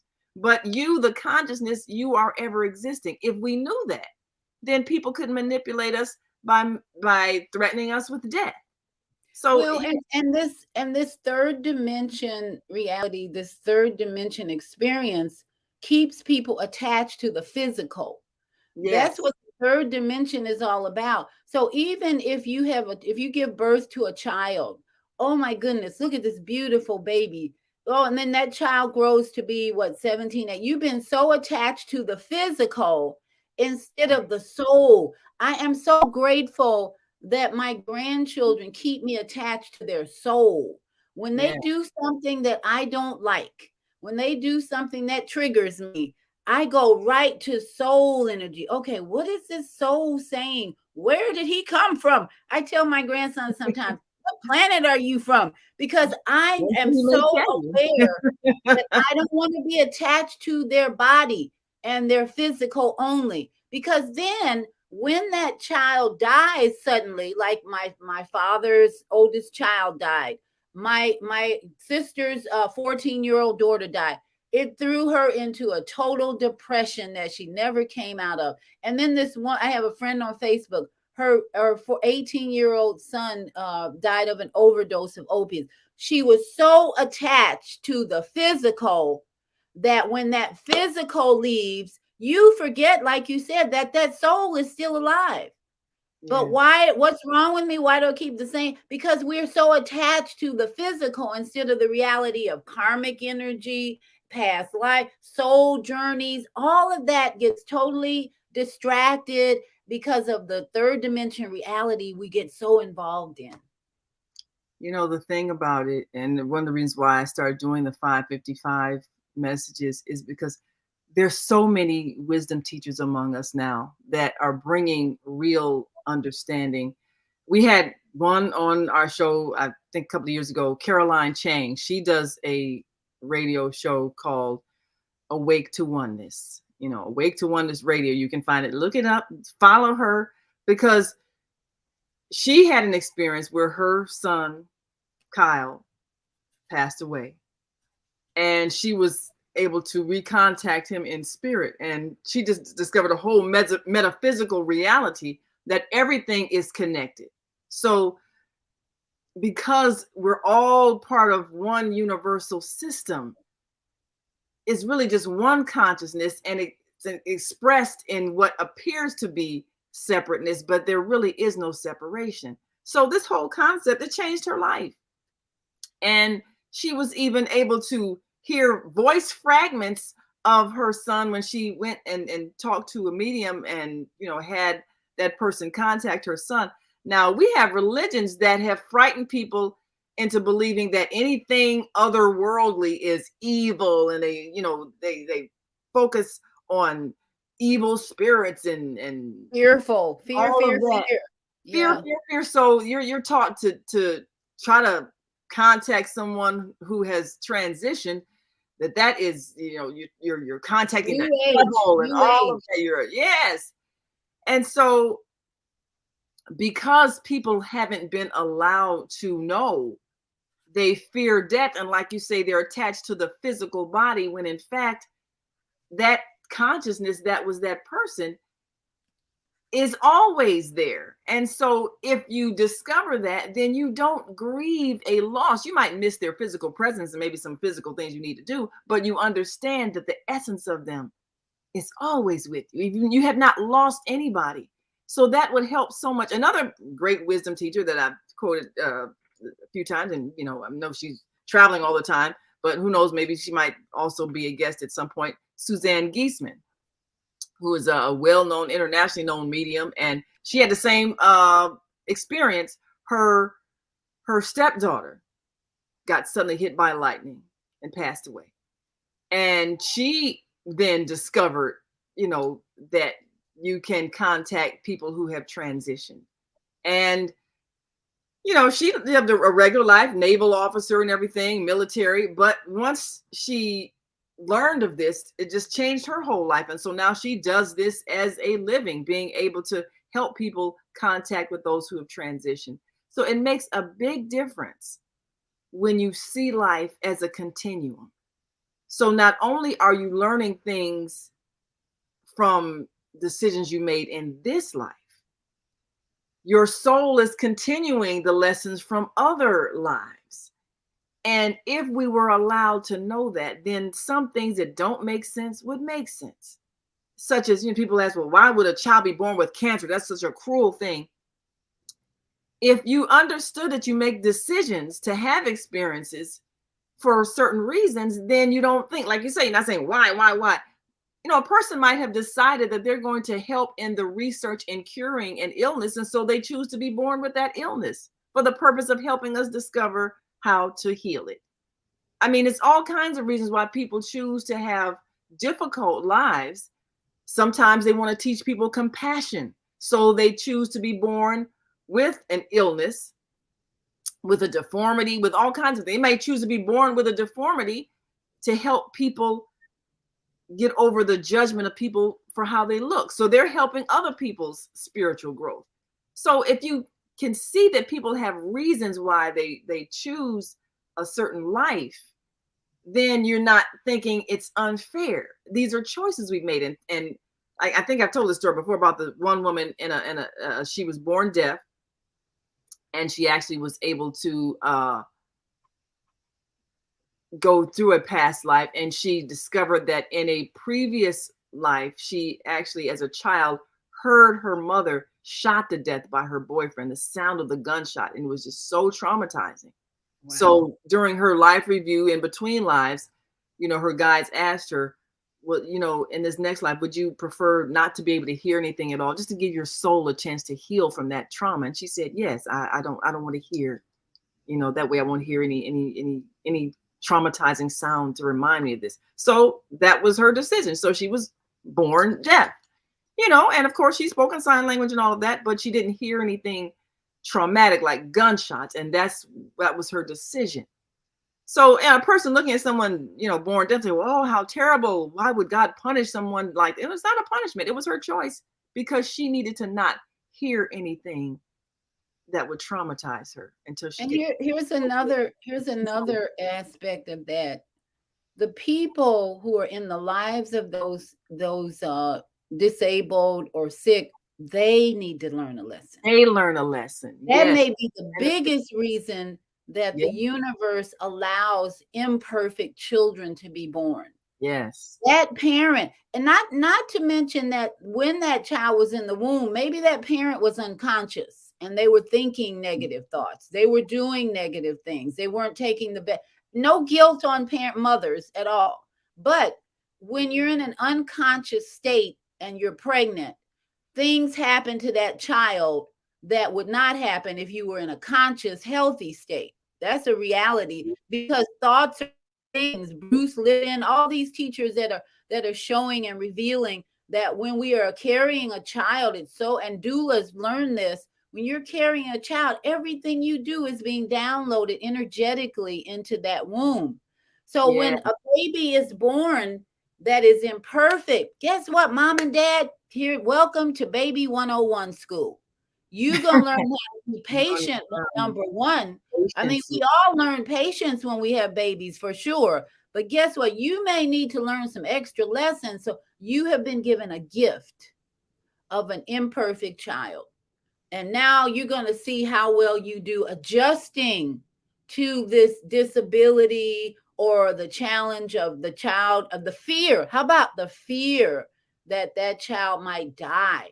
Ooh, that's a huge, thank you. That's a huge one for all parents to have to learn to let go of the fear that that child could leave this planet before you. That's huge for all parents, I believe. So what's wrong with me? There's nothing wrong with you. You're in school. That's what's wrong. That's what's right with you, is that you're on the earth with all the rest of us in this earth school to learn some hard life. Now, there's so many people that, well, everything's not a lesson. Okay. Go ahead, think that way. So let's see how far you do with staying in peace and calm and managing your emotions when you believe that everything is not a lesson and that things are here to hurt you and harm you. Trafficking, that was brought up last night, and I don't even worry or think about it. It's horrible, yes, but it's a third dimension reality, like murder and lying and stealing and cheating and all these other negative energies that we get frustrated and guess what, triggered about. But it's really a third dimension reality that we're all here to learn how to manage. So hallelujah, we got all these lessons that we're learning, and then we can support one another. Here we come on Monday morning, every morning on the Female Solution, to support not only our sisters, but the people who listen. We're here to support you. We're not here to put you down. We're not here to hate on you. We're here to answer questions. We're here to share our experience and the wisdom that we've learned from the voices of enlightenment that you share with us every morning. So this is exciting. Why do I keep doing things to hurt me? Because you're not in the mode of, wow, this is exciting. Yeah, what am I learning? I mean, if you enroll in school, believe it, everything is a lesson because you're in school. And this is what Earth is. It is a school. And when you can't think beyond the Earth and think it's just, this is the only place where people live, and then if you can't think that you live many lives in many places for the purpose of your learning, then none of it's going to make sense. And you're always going to be thinking, but this is wrong. This shouldn't be happening. We got a caller on the line. I'm going to open the mic. I want to throw this one out here because this is a hard one for people to deal with. How is it that a child can be conceived through rape? And how would that be a lesson? We'll talk about that. I'm going to open this mic. and get comments. And if you're listening online and want to join this conversation, give us a call, 515-605-9325, and press 1. And stay tuned because, stay tuned to this YouTube and Facebook channel because Zelda is going to be going live at 9:45 Central Time with Dr. Willie Wilson. So she's on her way there now. But let me open the mic for 773-263 Grand Rising. Introduce yourself to our listening and viewing audience and give us your thoughts. Grand Rising, Miss Rashida. Hey, Rashida. I'm thinking, about the conversation and as it, relate to my level of development and understanding. From what I've seen on History Channel, I watch TV sometimes, but I don't watch stuff that's going to have me in fear or worry. But I saw something that was interesting on the Story Channel last night, and they were talking about something similar to what you're talking about. They did an investigation and testing on people who say that they can reach other spirits and then they get paid for it and all of that. Mm-hmm. And all of the people who even said they helped the police because of their psyche ability, what they charge, after they found out that they have that ability, they start selling it to people to get them to be read into. But they found out all that was a false. All the people they investigated that claimed that they could do all of that and reach the other life, they couldn't do it. They even gave them testing and showed the testing. So I'm saying that to say, because of my personal experience, and I'm still praying to the Creator, I believe that when you put a seed in the ground or a seed in the womb, it grows. But I also believe that God says, I shall not murder, I shall not kill. So, therefore, when I put that in reality of my own life experience, I find out it is true what God commanded. You shouldn't kill. But we kill animals, yes. But he said we could allow certain animals to eat for our own survival. He gives us instructions about a lot of things and revelations from other people, prophets, and whoever.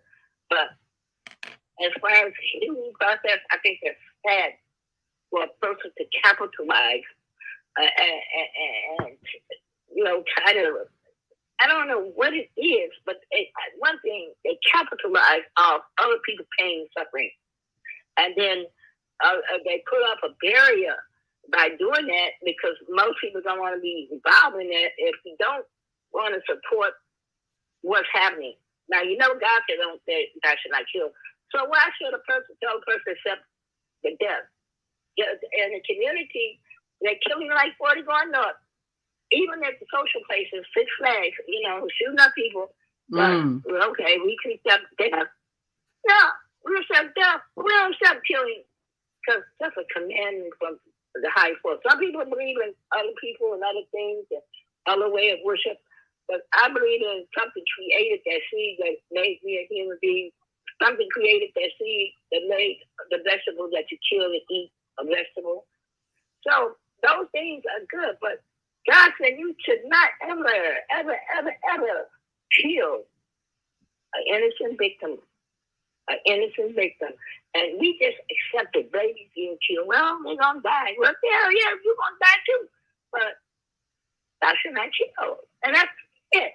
Once our people start thinking, especially among our communities where they're killing, once they start thinking that should not do this. But they believe that you're going to die anyway. So, if you're dead, you're dead. So if I kill you, you're dead and you die. Because I know a little boy, a young man that was homeless. His father was killed, his mother was killed. So community races. I opened up a house for hundreds, veterans and children. And this little young man that was raised by the community was shot 26 times. He still has 12 bullets in him. No, he did not die. It's not that God didn't make him die. The killer didn't kill him because he didn't know he didn't put the right bullet in him to kill. God said that I should not kill. Now, God, when you die, you're going to die when it's time for you to die and you can't stop it. Need no one else. But when you're married, that's pain and suffering on the family. It doesn't put a fear in you. It wakes up your consciousness. Well, it gives you a life. Rashida, do you have a question? Rashida, do you have a question for us? Do you have a question for us? For my community, because there's too many people in our community that are getting killed, and we can pray and pray and pray, but if we don't give up and do something, we worse than a murderer. Well, Rashida, we wanna address what you have raised because it's a concern that a lot of people have. We gotta take a quick break, but hold on, because we're going to address what you have brought up in terms of killing children. Why does this happen?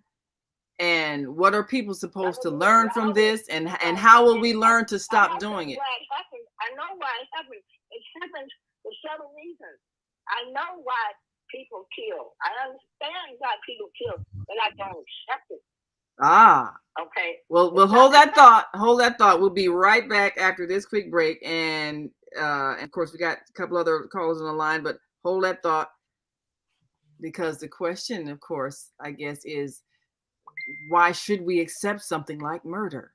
But are we talking about acceptance, or are we talking about learning from it so that we choose not to do it? But we'll be right back after this quick break. And if you're listening online and want to join this conversation, give us a call, 515-605-9325, and press 1. That lights your number up. And if you are on our switchboard now and have a thought you'd like to share, then make sure you press 1 and we'll know to come to you and get your thoughts. We'll be right back. Stay with us. Oh man, God sent the monthly sun bill today. This sunlight is really expensive, especially during this season. I'll probably have to work overtime to pay it. Well, you better pay it on time. We don't want the sun to go out and we're sitting up here all day in the dark. Wouldn't it be terrible if God charged us for sunlight? Well, thank God, the light and heat from the sun is free. So why are we paying such high bills for the energy we use in our homes? Because we don't know how to use solar energy, the free energy from the sun. You can convert your regular home to a solar energy home and save tremendously on your electric bill. Take a look at your electric bill. Wouldn't you like to reduce or possibly even eliminate that cost altogether? Let one of our solar consultants show you how. Call today, 312-849-3456, and schedule a free consultation. That's 312-849-3456.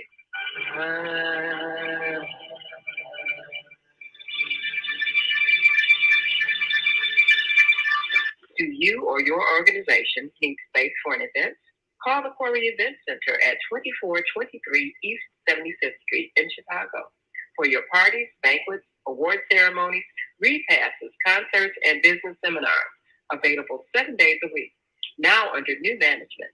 Call us at the Quarry at 773-663-2557. That's 773-663-2557.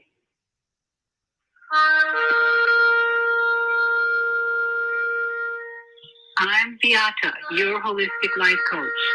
These days, it's more important than ever to work on your physical, mental, emotional, and spiritual health. Are you consciously breathing deeply in stressful moments? Do you have a plan or daily routine to maintain balance in your awesome body? Are you struggling to be disciplined in your eating habits? When you partner with me, I'll help you develop a personalized health plan that works for your particular lifestyle.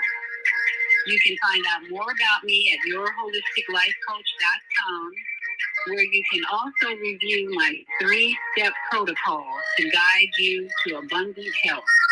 That's yourholisticlifecoach.com, and I'm Beata.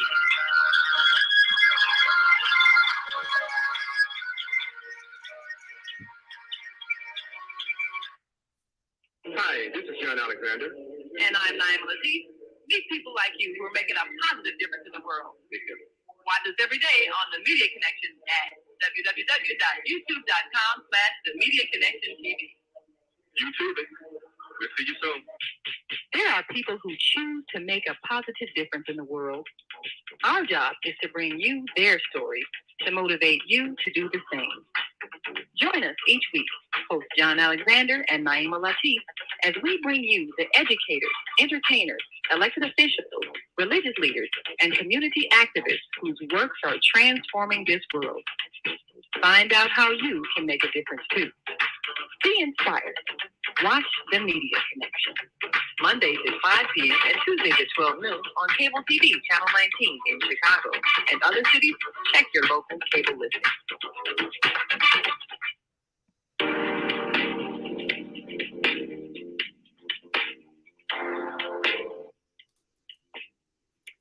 We're back, and you're watching and listening to Monday Morning Mindfulness with ZeldaSpeaks. And of course, Zelda had to go to a press conference, so stay tuned to this YouTube and Facebook channel. She'll be bringing live coverage at 9:45 of Dr. Willie Wilson, who is giving away, I believe she said, $80,000 in groceries to people doing good deeds. Definitely setting an example of how we should be operating here on planet Earth. But, you know, Rashida is very distressed about the violence and the killing of children. And people would look at that and say, well, how would a God allow this sort of thing? And once again, you know, people choose the way they're going to live, and we don't realize it, but people also choose the way they're going to die. And I know that's a hard pill for people to swallow. But when you come here, you also have an exit plan. Now, people, of course, shouldn't look at every murder like, oh, well, they chose that, because the whole purpose of these horrific kinds of things is to awaken us to stop doing it because it's horrible. So if someone, and of course, you know, murder is not something that is supposed to happen between people, but this is a school. Have you ever been in a classroom where you got the smart children that they get their work done and they, quiet like they're supposed to be and pay attention to the teacher. And then you have those who are disruptive, talking all the time and everything. And then you have those who really cut up, they're fighting and everything. So within that whole classroom, you're supposed to learn. And some people are so disruptive, but yet there are some students who still manage to excel anyway. And what they've learned how to do is to not focus on the disruptors, but focus on what they're here to learn in that classroom. And that's how Earth is. What makes Earth a challenging school is that there are people of different levels of consciousness. Just like in a classroom, you got some students that are well managed, well self-managed and focused, and others who are destructive and causing conflict and fighting, not listening to the teacher and all of that.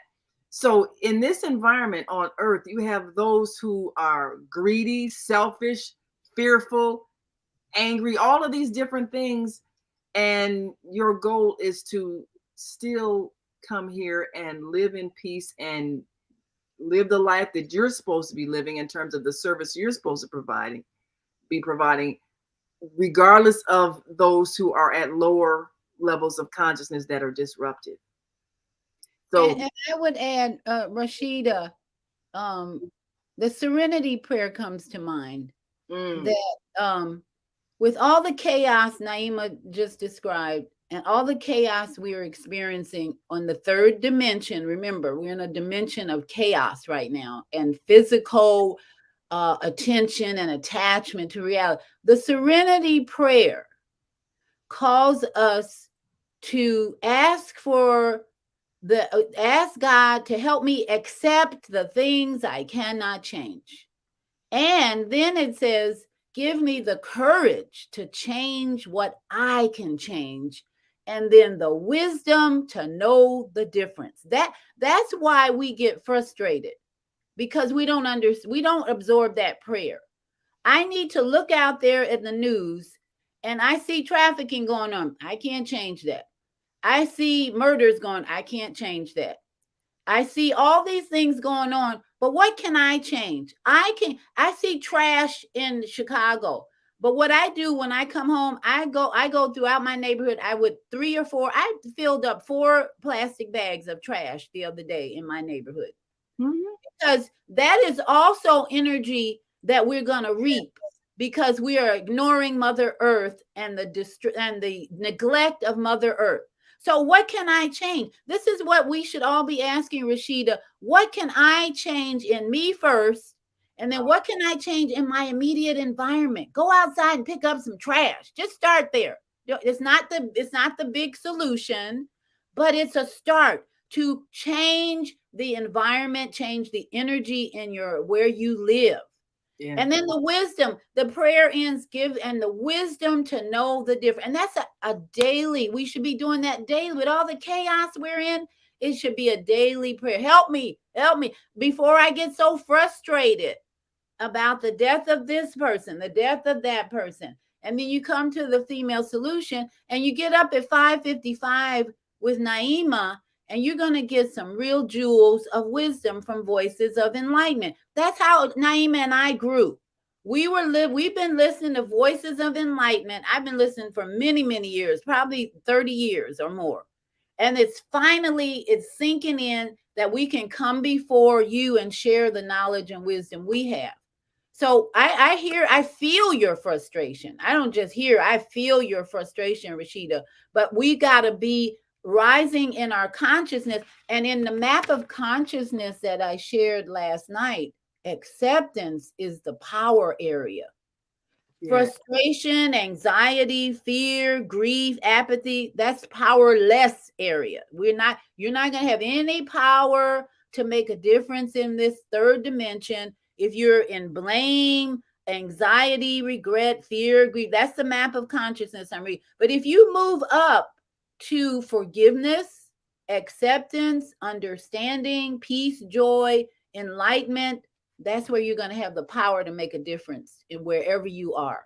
So I hope that helps, because we're in this together, and people like Naima and I and Zelda, we've been studying, we've been helping out, supporting each other, but we've been most of all changing ourselves.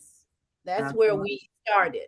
And it's important to know that growth comes over a series of lifetimes. It's not, you can't learn everything in one life, because you only have that one life experience. That's why it's a cumulative of learning. Just like, when you get to 12th grade in high school, you didn't start out in 12th grade. You had to go from kindergarten all the way up to those 12 steps. In each grade, you learn something. So each life experience teaches you something. So when you get to the point, like Beata's talking about, the higher levels of awareness, of consciousness, you've been through some things. Your soul has been through some things, even though your conscious mind doesn't remember each life you live on earth, but your soul has recorded every single experience. So every single experience is teaching you something that you need to get you to that point of understanding. So take a thing like forgiveness. And someone is murdered, a child is murdered, and you, the parent, you're angry and unforgiving, and you're saying, why should I forgive this horrible person? I want vengeance. And so you need to understand so that you can forgive. So perhaps after the end of this life, you transition. What you get is a life review from guides and wise spiritual beings that help you review your life. It's not a judgment. It's not, you're going to heaven and hell. It's a review to understand what happened and how you affected people's lives, how other people affected you. And then you make choices on the next life you want to experience to give you more understanding and maybe give you opportunities to fix what you might have done wrong the last time. Okay, give me another chance to experience this circumstance so I can handle it better. So maybe you want to understand, how could somebody kill a child? That's a horrible person. I can't forgive them. Okay. So then you choose to have the circumstances in your life that the murderer had so that you could see things from their perspective. So you choose a family that is dysfunctional. Maybe you've got an alcoholic, abusive father. Maybe you've got a mother who abandoned you. Maybe you have siblings that picked on you and So you've got all this anger inside of you, and maybe you're born into extreme poverty, and so you see all of this wealth and everything around you, but people won't even share a bite to eat with you. So you're an angry, enraged child. And so in that life, you know, maybe you become a gang member, you know, people who prey upon people because they feel like, you know, they you know, the world doesn't care about us, so we don't care about the world. And you know, you're a bully, you're angry, and then you get ready to rob some little child. Maybe that child stands up to you, and they say, "No, I'm not gonna give you my money." Oh, really? You're not? Oh, and then you shoot them, you kill them because of who you have become. So now, in your life review, after you've gone through that life and however it turned out, maybe you went to prison or whatever, but at the end of that life, then you have that life review, and then you remember that this is the life you chose so that you can understand what happens when a person becomes that kind of a being that could kill somebody. Because now you're that person, you've been that person, but you chose that life so that you could understand it, and therefore you could develop the capacity to forgive, because forgiveness is that higher level of consciousness that you need to have as a soul in order for you to graduate to that next level in your consciousness. So when you go through a hard life, it's to give you compassion for people who've been through a hard life. So you might look at somebody who's suffering. Their soul might have chosen that life because they knew they needed to develop compassion and forgiveness and acceptance of people. That's what everything is for. And Viata talks about the dimension, the fifth dimension, the third dimension, the fourth dimension. We live at a level of awareness where people believe that the only reality is this physical reality, but it is not. And so what we need to do is to grow to an understanding of the spiritual reality. Our religions teach it, but because we can only comprehend with our limited physical senses, we still don't get it, even though it's written in our scriptures. But the real reality is not this physical life. This is just an experience. Earth is a school for us to learn those higher principles of love, acceptance, forgiveness. And you can't do that if you're holding grudges at people because you don't understand what happened to them that made them become that misshaping person that they are. There's no evil person, but there are people who've had bad things happen to us and they're responding to that. And they're becoming angry people who hurt people. So the greater scheme of things is for Earth to become a higher dimensional planet where people can live together in peace. We can only get there when everybody has reached that level of awareness. Now, religious people think, well, if I can just convert people to my religion, then they'll act right. It doesn't happen that way. You can't force it from the outside in. It has to be from the inside out.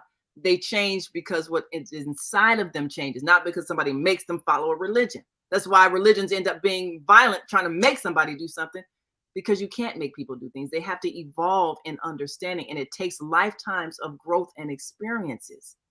And let's not leave out the ego, because when we start understanding the ego, which Eckhart Tolle teaches a lot of good information about that, this ego that says it's all about me, it's all about me. And when we talk about capitalizing, I think Rashida mentioned how people are capitalizing on things. These people she saw, they've been capitalizing, and it turned out to be wrong. They weren't telling the truth at all, or wasn't legitimate. It hadn't been vetted. All that capitalized. That's part of this third dimension reality. Everybody's trying to make a dollar on something. And guess what? If people are demanding another hamburger, they're going to be more cattle killed. If we keep demanding whatever people are demanding, capitalism says, I'm going to help you get what you're demanding or what you want. And so until we change our value system that I don't need another hamburger, I need to go fast for a day or something like that. Right. I don't need another hot dog. I don't need another pair of shoes, damn it. I go to thrift stores, Naima. It's ridiculous how crowded thrift stores are with stuff people didn't even take the tags off the clothes. People are addicted to shopping. And I you need got one pair of feet. How many pairs of shoes do you need? We do not need any more shoes. They could close all the shoe factories, all the clothes factories, and insist that people go to the thrift store and recycle. Go to recycling. That's all. I love shopping at thrift stores because people get rid of some new stuff and they're beautiful, expensive clothes in there for like half the price. So until we change me first, change me. Accept all this stuff in the third that I cannot change, I will have peace. Just trying to change me is the challenge. That's the challenge. Overcoming all my bad habits, all my addictions. That's a work in itself. How you gonna be out there trying to change the world? You're still addicted to cigarettes, or you're still addicted to alcohol. You're still addicted to food. People are addicted to food. And you're going to be out there worrying about who's killing somebody, murdering. No. Start here. Start right here, changing this person to be at peace. Work on your peace, which is about meditating and going inside of you, and not we're trying to do everything outside of you, but going inside and changing you. Absolutely. Now, Zelda just texted me, said, feel free to do an after show because she's going to probably be going live like somewhere around 9:25, 9:30. So, and hopefully, Viata, you don't have an early morning appointment. If you can stay with me for another half hour after the show, we got like 4 other callers on the line. So we're going to get to you all. Just stay on there. And if you're listening online or watching us on Facebook or YouTube, call in now because the switchboard closes at 9 and it won't let you call in. Call in now. We want to make sure we open it up for everybody to get their comments in. We're going to let you speak, whatever you have to say, because this is a challenging subject. Understanding the totality of life and taking responsibility for what is happening to you. If you want to really deal with doing the same things that harm yourself, that means you can't be blaming somebody else for what happened to you. That means you can't be pointing fingers and harping on the past. Because the only thing you can change is yourself. And like Viata is saying, if you're trying to figure out how you can change other people, you're going to stay in a state of frustration. We're wondering, how can we make those people stop killing? How can we make those people stop being racist? How can we make those people stop? You can't make anybody stop being who they are. They are on their own spiritual journey of learning. And they're learning something based on what they're experiencing. And, they're going to get a life review after they transition, and they'll understand what they did wrong, and they'll have an opportunity to come back and fix it or learn from another perspective. And I know this is probably hard for a lot of people to conceptualize, but it's probable that a whole lot of people that are experiencing racial violence right now may have been those white people who were violent toward Black people in another life. And so now they're that Black person who's experiencing it. Now, it's not for the purpose of you dismissing and say, oh, okay, well, George Floyd, well, he got what he deserved. Well, yeah, he might have been a white person who oppressed a Black person in another life. But the lesson we're all supposed to learn from these acts of violence is how horrible it is so we can stop these acts of violence. All of us are supposed to learn something from this. These mass shootings, what we're supposed to all learn is that we shouldn't be living in a society where people are shooting each other. That's what we're all supposed to learn. But the people who perpetrate the crime, they also are learning something. And they're going to experience something in another life that addresses what they did. And that's what we talk about, karma. Sometimes people come back and have a real hard life because of what they did in another life that they don't remember and we can't see, but there is a reason that their soul needs to learn a lesson. That's why if you can't conceive of many lives, and you can't conceive of reincarnation, you can't conceive of eternity, then none of this is going to make any sense to you. The only way it makes sense is if you understand that we're here on an eternal mission of learning, and Earth is just one school in the universe. It's a hard school. It's like boot camp because so many people are on different levels of consciousness. And if your soul chose to come here, it's because you believed you could master it and come out of here learning how to love, because that is the lesson. And a good book on that is by Brian Weiss. He's a psychiatrist. He has a lot of YouTube videos too. His book called Many Lives, Many Masters. That was one of the first books I read that really opened my understanding about past lives, because he put his patients under hypnosis and they told him all about their past lives. And he had said by maybe about 50 different cases in the book where he learned about past, and he didn't even believe in reincarnation as a psychiatrist. But when he started putting his patients under, and they would reveal these past lives that they had had, and then they would be confirmed in other ways. Brian Weiss, Weiss. That's a good basic book to start on opening up your understanding about reincarnation. Many Lives, Many Masters is the name of it. Yeah, that's a good one. Now, I'm going to take you all in this order, so I want you to hold on because we're going to play the ending at the end, but we're going to come back to you for the after show. So I'm going to take you in this order: 336-350, 312-671, 773-450, and then we're going to go back to 773-263. And if you're listening online and want to join this conversation, press 1 now if you're on our switchboard, and dial in right now so that you can be a part of the conversation. We're going to do a half-hour after show after this, and by then Zelda will be ready to join us live at the Willie Wilson press conference. So we want you all to stick and stay. Don't stray away. We'll be right back. And of course, again, I'm going to take you in this order: 336-350, 671, 312-671, 773-450, and 773-263. Everybody will get a chance to speak their piece because we got a whole half hour after the close. So stick and stay. Don't stray away. We'll be right back with the after show. So we want you to stay with us.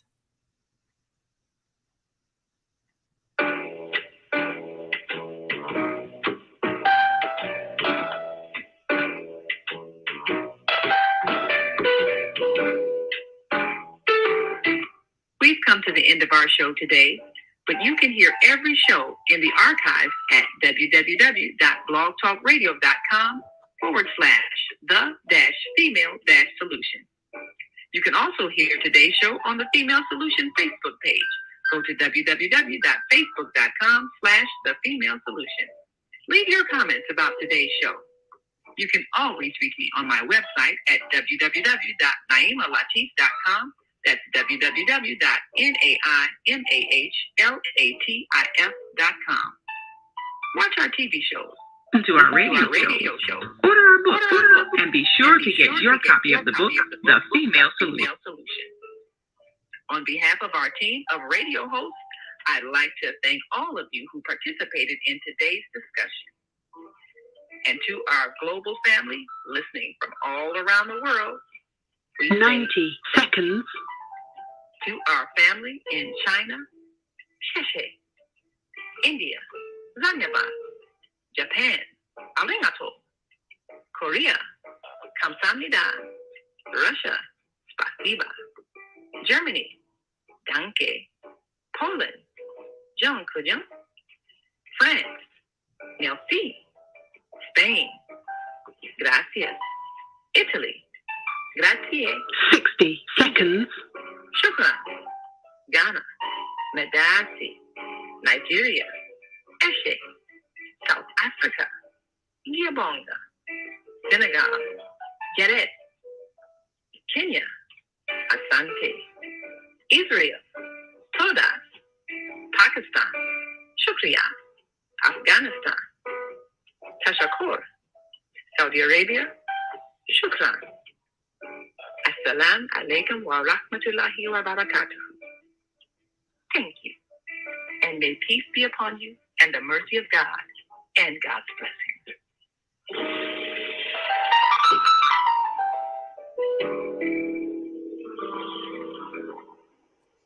All right. Well, we are now in the after show, and we will take your calls. Now, for any reason you get disconnected, you can join us on Facebook. I hope you don't, but you can join us on at Higher Learning Network TV. Oh, wait a minute.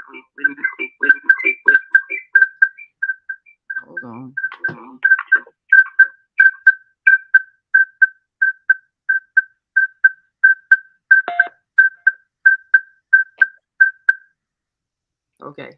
Can you hear me now? I can hear you. All right, great. Okay. Okay. All righty. So yes, and we've got another one. Press 1-480-343. We're going to come to you also. And thank you all so much for joining us. I think I said 336. You are first. Grand Rising. Introduce yourself to our listening and viewing audience and give us your thoughts. Grand Risings, Dr. Latif, Grand Risings family. I tuned in late. Can you hear me? Yes, we can. I'm so grateful. I'll have to go back to the after show. So send it to me, please, so I can punch it. Dr. V, Dr. Latif, you are so on point. Today is a gateway. I think if you add up the digits, it comes to a 2, does it not? Yes, that's correct. Okay, that's going into the gateway of other levels, other knowledges, and it's just such a beautiful time to be on this planet, no matter what may be going on. So I will just listen to your wisdoms and give the others a chance, and I'll just be grateful that I'm on this planet. And especially, I'm giving a shout out to Minister Williams, who has been a major encourager in my life. And many masters, many mansions. I read that book when I was 33, when the tall ones, the ancestors, placed me in North Carolina in 1979. And in 83, that book came to me by way of a meditation group that I was a part of with Deborah Winfrey, who is related to Oprah Winfrey, her and her husband in Winston-Salem, North Carolina. That book was one of the books that changed my life. And Dr. B, I just love the freaking bejesus out of you. We have so many connections, and I can go on and on and on. You keep going with your invisible rock of the Gibraltar hatchet. Well, thank you so much. I hope peace and blessings. And yes, and it's very challenging for a lot of people who were born perhaps in the 50s and 60s, who have spiritual experiences, because it wasn't widely accepted until maybe a couple of decades ago, and people who who had otherworldly kinds of experiences were often ridiculed and accused of mental illness, or what's worth like witchcraft, all kinds of things, because people didn't understand. So, if you were born in those times and you knew that you had contact with other beings, you were shushed and quieted and told by your elders to not ever speak of it, or you were called peculiar, like Minister Williams has shared with us that was her childhood, being called peculiar because she was able to see beyond this dimension.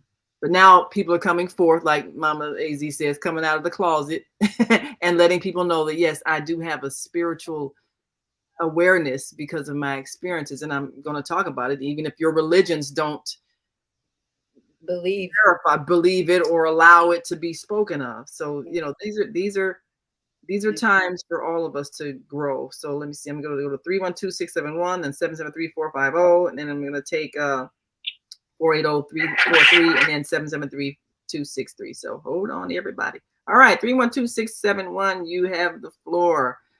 Why do you think people tend to keep making the same mistakes over and over again, even when it harms them? Why aren't they learning something? What are your thoughts on that?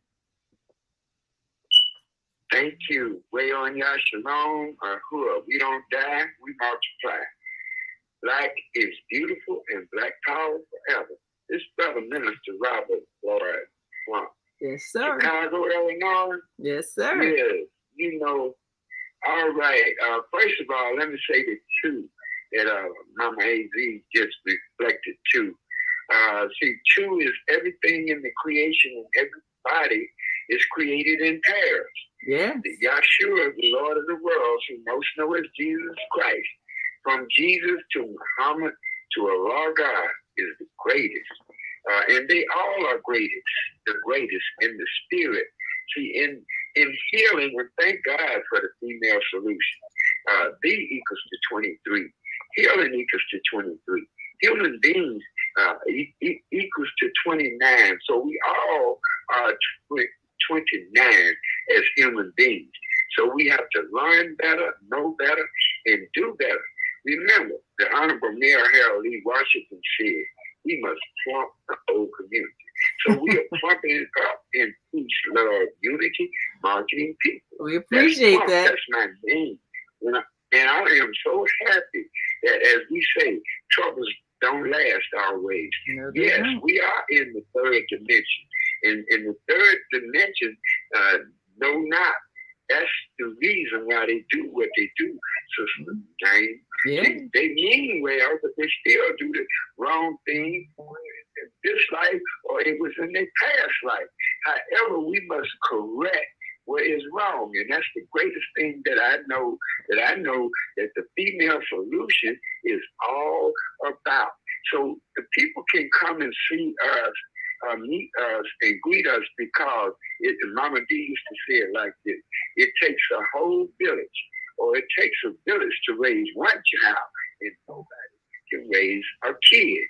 Now, the righteousness is the real, is the God in you, the soul in you, and the wrong is the opposition, which is Yaku, Givers, Satan. In the greatest book that I ever read and I think of is The Message to the Black Man. And the bottom line is accept your own and be yourself and develop yourself so you can be all you can be. And then you can be a 23 like Oprah Winfrey. You can be a 23 different, but like Michael Jackson in music. And that's what we do, or Michael Jordan. Michael Jordan just made 23 popular. But see, he is a way of life that makes you what? The greatest.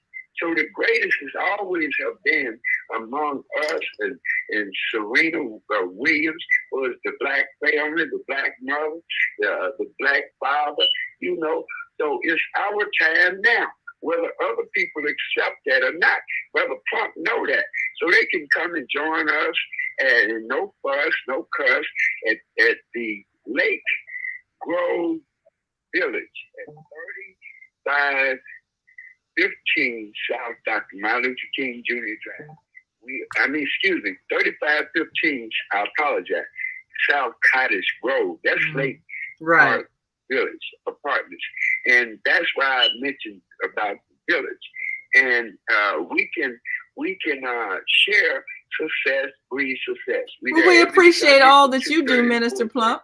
So we certainly appreciate you carrying the spirit that all of us should learn, and that is a spirit of sharing and being personally involved in the evolution of our human family. And I think that's just brilliant how you've taken your name and turned it into an acronym that defines who you are. I appreciate all that you are. Sharing is really a gift. All gifts come from God. You know, whether the human being be positive or the human being be negative. So we use the PMA, positive mental attitude. We have a special class. Education is the key to success. Malcolm X used to say it's the path to our future. Bottom line is, if education is the key to success, then we have to learn to be ourselves, develop ourselves, and be the best that you are. So Amen. for more information, and brothers and sisters have to call me at 312-671-2773 because we have these private meetings, and it is for our people as a specialty. Well, thank you for being an activist and changing people's lives. We got a couple more calls we got to take, but thank you for being an activist and making a difference. We love you too. You as well. We appreciate you. Absolutely. We love you. Thank you. Thank you. God bless you. God bless you. We appreciate it. And he says no one can raise a kid. I would just add to that, except the mother goat, because every mother knows how to raise her own child. So let me. Yeah, I was just thinking about that myself. Where did that kid come from? And I realized, just like lamb is used in the Bible to describe the character of the animal, the character phrase can be understood as a character phrase, not necessarily literal. But there's a lot of character in the word kid. Someday we can talk about that. So it's not all negative. I'm just saying it's not all negative, like you said. A goat raised a kid, but what's the character of those animals that we can apply to ourselves? Right. There you go. And it's appropriate for what they are. Right, exactly. So let's go to area code 773-450. Introduce yourself to our listening and viewing audience and give us your thoughts. All of you, greetings, everyone. Great morning. Yes, it is a great morning. Thank you for joining us. This is an extremely interesting food for thought topic, because talking about karma and things like that, how the man is controlled by media marketing. Yes. You think about the difference in your age. When you were young, you're running around buying all this stuff you don't need and eating all this stuff that you think you need. And for some reason, it really seemed important, but then you're being programmed. So the reality is, where does consciousness raise and come in? Most people just do stuff and act as if they don't know anything that's going to come of what they do. But if you just sit there and think long enough, the man that thinks always out-strategize the one that's running around in circles. Yeah. So we need consciousness raising, and be more of a solutionary in life. My parents, they passed. By the time I was 19, I had lost my mom and dad. So when you grow up, like they knew, it's interesting in karma. It's as if they knew they wouldn't last. They taught me enough so that by the time I was 19, I could be on my own to think for myself. And it's interesting how, if you follow faith and you go introspectively into who you're supposed to be from, I don't even know if I want to say from the genes, but even at 18 and 19, I had started studying herbs, and I was going around at 19 years old, giving friends teas and stuff like that to help them. So that when I left, they play, hey, take these teas and they make you feel better or fix you. That's where I used to, at 19. Didn't nobody teach me nothing about how to mix herbs or none of that. As if I was being taught from some ancestral God. I never went back and did the genealogy thing, because they thought we was healers in my family somewhere along the line. Because where do you get that information from if nobody ever taught you? How do you know what to do, how much to mix, if nobody taught you? You get it from your own co-creator. That's what you all are really talking about. So faith is where you are. And faith is the solution. Instead of us living lives full of problems, how am I not becoming a solutionary? A solutionary is somebody that says, oh boy, there's darkness. Let me be the light. I'm not standing around concerned about darkness and being afraid. I've asked to be the light. Because I'm the light in the room, then I am the light. I don't have to wait for Jesus or anybody else to show up. The other piece is this. I just have a model that I always use in life. Make the best of whatever happens to you. So if something happens, you're like, I don't like this situation, the worst thing I could be in. And you just start poking your lip out and whining and getting depressed and going through this emotional stuff. Suppose you didn't do that. Suppose you just stopped got still, looked around, and say, I don't like this situation at all, but you know what? I must be in it for a reason. Let me figure out what my lesson is Figure so I it can out. get out of it. That's it. Everything that you go through, there is a reason for it so that you can learn something. And sometimes it's the matter of learning not to do the thing that caused the situation. So if we keep doing the same things that harm us, that means we're not going back to examine what we did. Like Viata was saying, you can't change someone else. You can only change yourself. What things am I doing that I have control over? That's the empowering thing. But trying to change somebody else, that never works. It just creates frustration. They have to choose to change themselves once they learn the lesson they're supposed to learn. And even with children, my grandchildren, even at their age, they don't want it to be controlled too much. There has to be a balance where you influence more than you control. Absolutely. That's why, like I was saying earlier, you know, forced religion doesn't work, because the idea is we're going to make people behave. But if they haven't internalized the principles of loving your neighbor as yourself, and realizing that your neighbor is yourself, your neighbor is a part of the whole that we're all connected to, and everything you do affects the well-being of others, which is going to affect you.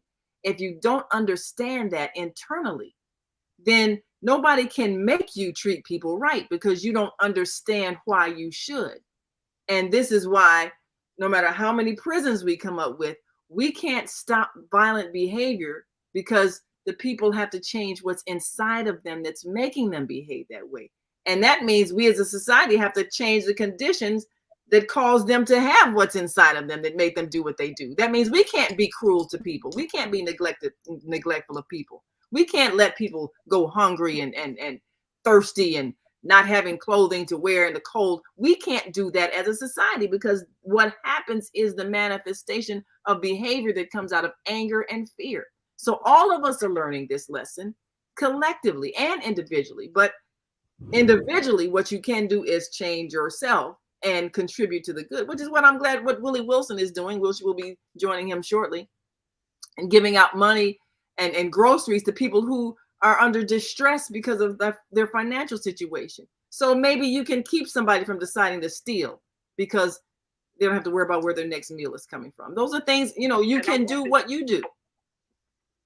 I want to say one more thing, just because you brought that up. Like for example, as a parent now, we think about religion and what they call sinners and what they call saints, right? Mm-hmm. So then when you walk out on the street at night, you're out there in the night, and you got street walkers, prostitutes, pimps, drug dealers, and everybody else out there stealing and doing all that. And I walk out there, I see human beings. And do you know, I don't know how many times, because I don't see them as sinners and just human beings, and look for the best in them. I don't know how many times I might have thwarted a problem. Guy would steal cars. I talk to him and laugh and talk about something. We stand on the corner laughing long enough where he doesn't decide, well, like I say, he ain't going to steal a car today.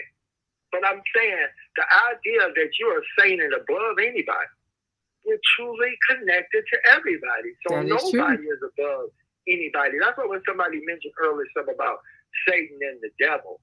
Sometimes I believe people ought to take a real good look in the mirror when they start talking about the Satan. We all must. Really, because who in the mirror is making the determination? Yeah, that's true. And we're co-creators in our own life. Right. We take that on. So what are we doing playing on the wrong side? Absolutely. But you might be looking at what you call the devil if you look in the mirror, because you have some things about you that are not desirable, that you need to change. Yes. Don't just look at it as though it's out there somewhere. Oh, the devil's over there. No, I think the devil's over here. Well, you know, ideally, and ideally, we should discover the thing in us that is incorrect before we leave this life. We're going to see everything when we leave here, but the purpose is to get the lesson before you leave. What is there? Somebody that said that the Bible stands for basic instructions before leaving Earth. You know, you want to get the lesson before leaving Earth. You want to figure out that you shouldn't hurt people before leaving Earth. Because once you leave here, then what you have is karma that you've created that you got to come back and fix because you didn't know that you shouldn't have hurt people. But we appreciate your call. Thanks so much. Got a few more calls we're going to try to get to.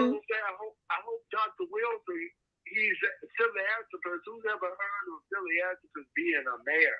Well, maybe that's a new trend. Maybe that's a new trend we need to start. But most politicians are crooked. Well, we hope to change that. Thanks so much for calling. We appreciate you, and call again. If that would be interesting. What if the people who we elected to public office were philanthropists and people who did good? Wouldn't that change the face of our society? Well, let me go to 480-343 and then 773-263. We should be able to get back to you before 9:30 when we sign off and sign on to Zelda going live. 480-343. Introduce yourself to our listening and viewing audience and give us your thoughts. Good morning, ladies. I just would like to start out elevating the two of you for bringing forth such a difficult subject, right? In a time where we really need it. God bless you both. I just want to start there. Well, thanks for that. And the biggest, you're welcome. The biggest thing that I want to say is, the thing that I feel like's gotten us in trouble throughout history is when we look outside of ourselves for answers. They fed us this lie, more or less, that there's always something between us and God. When in all reality, God lies within. And when in question, know thyself, right? Look within first, and then make the decision and look without through those eyes. So whenever we're in question, whenever we're in doubt, that's really the thing to do. That's what we need to come to. Look within. God lies within. We are all divine sparks and beings of God. Absolutely. Yeah, and unfortunately, as we all know, over thousands of years, something different has been pounded into our heads. And so when we use words like karma and past life and, we are creating and bringing in what we're experiencing, it lights people up. But when we come to the understanding that, that's our cue, when it lights me up, to look at it and go, why? That's something I need to personally address. Right, absolutely. And move it out. And then, and then those things don't light you up anymore, right? We've dealt with it. So good on you. Keep using the word karma. Keep using the word God. I'm tired of God being a dirty word, right? Yeah. We've got to come to a better understanding that when we say God and things like this, we don't mean necessarily my personal God, your God, whoever that is to you. Yes. Love it. That being is filled with love and light, and that's your God because there is no judgment, there is no fear, there is only peace and love there. Absolutely. Well, we thank you so much for calling in with those words of wisdom. We're going to see if we can take this last caller. Thank you again for affirming that which those who have reached that point of understanding are now aware of, and we're trying to share the awareness for those who may be stuck in that cycle of doing the same hurtful things because they don't understand that reality. And Jesus taught those things, but once he left, the people he was preaching against hijacked his teachings and went right back to the fear-based teaching that he had been teaching against, because he was teaching that we are all expressions of God. When they accused him of blasphemy, and he's saying, but your scriptures say you are God's children of the Most High. I'm not saying anything that wasn't already there, but the religious leaders, they want us to fear them and believe that the only way people can have connection to the divine is to obey them and do what they say. And it's like, well, if you do what I tell you, then I can get you into heaven. And you got people who still kind of believe that. And church pastors and other religious leaders, not just Christianity. I'm not beating up on Christianity, because there's other leaders too who use their ego, like Beata was saying. They want to be important, they want to be in charge, they want to be in control, and so they make people think, if you obey me, then I can get you into heaven. But if you don't obey me, then you're doomed. So you do what I say. And it makes people dependent instead of using their own inner guidance. Like you said, it's already within us. But thank you so much. I'm going to see if I can bring in one last time. And feel free, keep calling in. We appreciate you. And we've got area code 773-263. I believe we've got Rashida with another comment. So Rashida, has any of the conversation given you a little bit of insight as to how to handle the distress of seeing children killed? Well, none of the things that you all said, but I have internally came to the level of development where I could do like the Europeans do, outreach and support, because they have resources for people, parents who are killed, children are killed. So nothing you all said motivated me. I got a little bit confused about the karma, because when people get killed, it's a sin. A murder is not accepted. And interesting thing about the Europeans, I noticed, if there's one killing, the whole community comes together on a spiritual level, and they do a resolve. And they also do treatment for the murderer when they go through the court proceedings and process. But they're on a different level.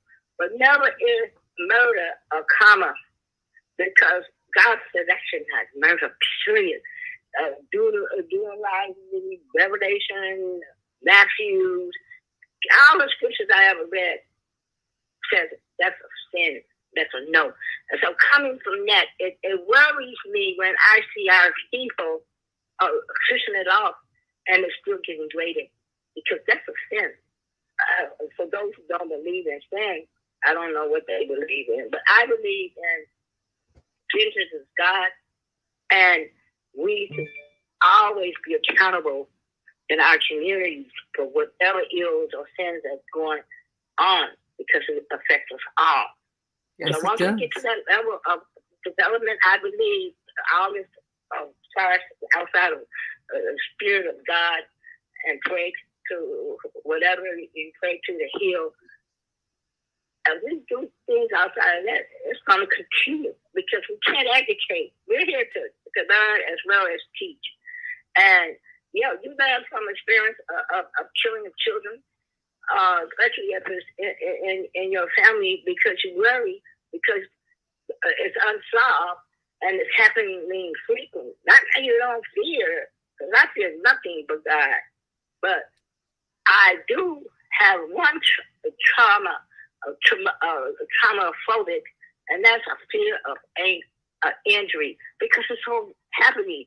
So I'm looking around myself, because I'm looking, going in the community and actually seeing out of my own eyes, people on the ground dead. Okay, so let me say this one thing, Rashida, before we go, that may bring you some comfort. All of us are born here with a purpose. Well, I know we got to leave at like 9:30, so I just wanted to make sure that I address what you said, because I know Zelda's getting ready to come on live. I just wanted to make sure I address what you just said.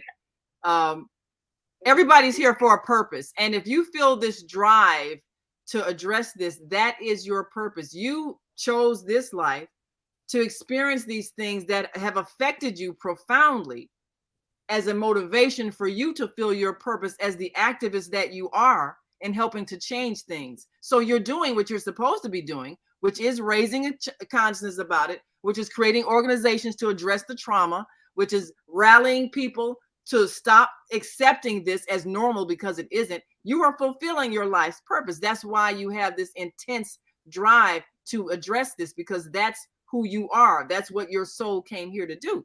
So it's good that you feel what you feel, because that's what you're supposed to feel. You are a person who has chosen to address this horror of killing, of racism, of the trauma that we've experienced, and to create means to solve it. That's why you created the organizations that you created. That's why you're drawing the people to you that are on the same mindset and willing to do something to change things.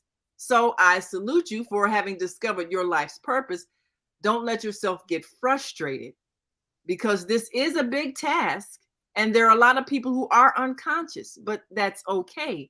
We know that we're here to make these changes because that's what needs to happen.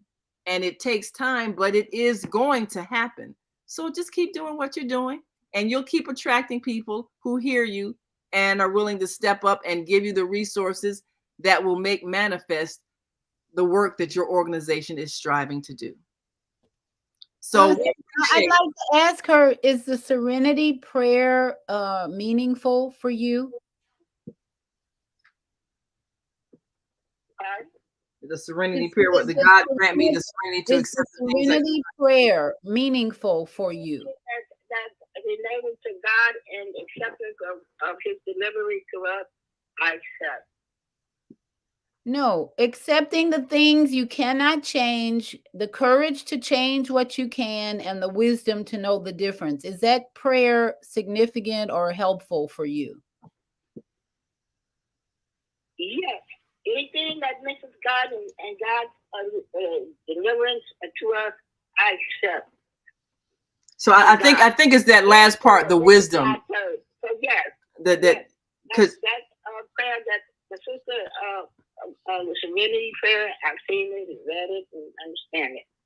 Right. And so now live it, sister. Live it. Now don't just do all, live it now. Be it. And the whole thing is to not let the frustration overwhelm you. It becomes part of me. Absolutely. It becomes part of me, sister. That's the way I made like that. Absolutely. Well, we certainly do appreciate all that you do. And we just don't want you to distress yourself, because that will lead to physical illness. And then once your body breaks down, then you can't do the work that you came here to do.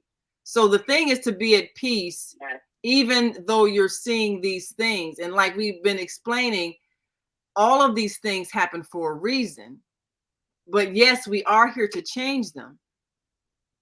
But we're also here to be at peace even as we work to change, because everybody has to live the life that they created for themselves. And some people who end up getting killed, that was what they created in their lives. And some people are here to awaken others to do the work that you're doing, which is to change the behavior of the people. But either way, regardless of what happens, we have to at first be at peace and understand that all is divine, is in divine order, even that which we don't understand. Bless you, Rashida, and shalom, Naima. It's been a beautiful time of exchange of energy. So have a beautiful day. I'm going to leave the studio. I must leave as well. And I appreciate all of you all who stayed with us this last half hour. And we will, and everybody stay on, because we are going to be joining. We are going to be joining I'm getting ready to say Viana. We're going to be joining Zelda as she is live on the Female Solution Global Radio TV show. So look for her in just one moment.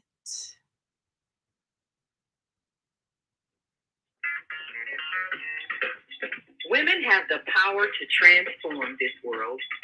We can end crime and violence if we all agree to do one thing: share.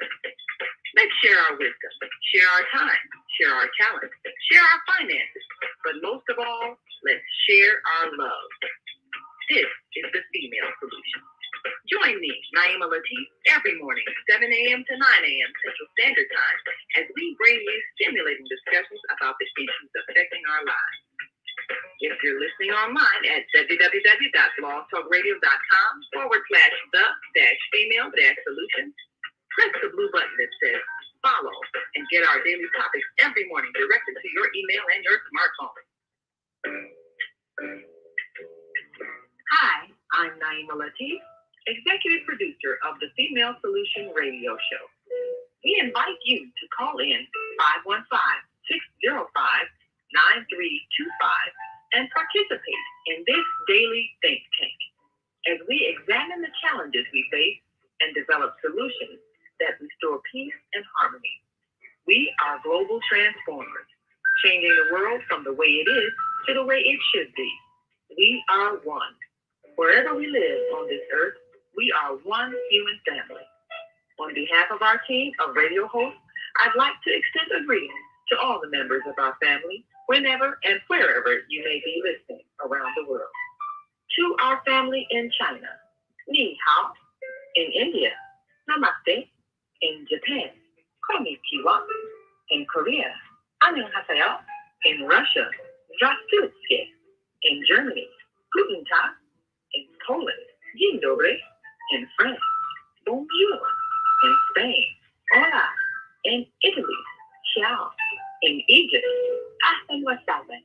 In Ghana, Akwaba. In Nigeria, Peleo. In South Africa, Sawubona.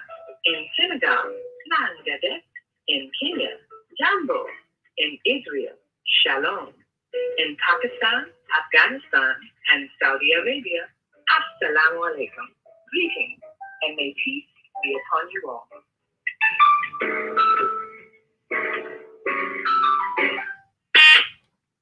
Okay, I believe we're going to be joined shortly at the live broadcast.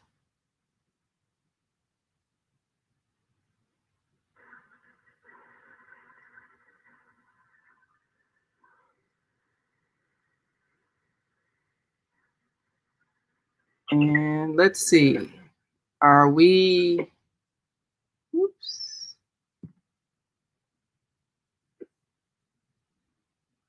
All right, so now let's see if we can bring in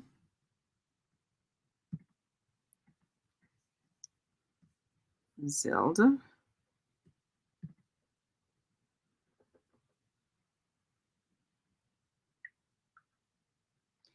And of course, Dr. Willie Wilson is live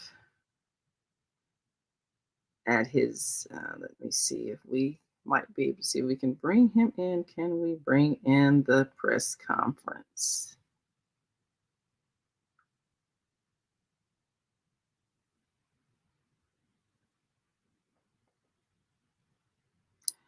And of course, if you have continued to hold on, we'll be on with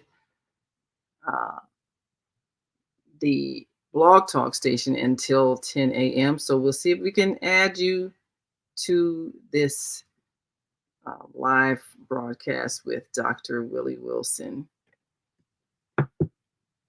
And let me see if we can bring this in.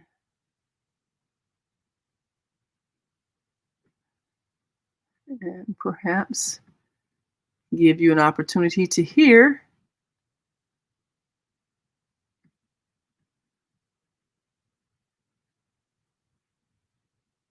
as humanitarian Dr. Willie Wilson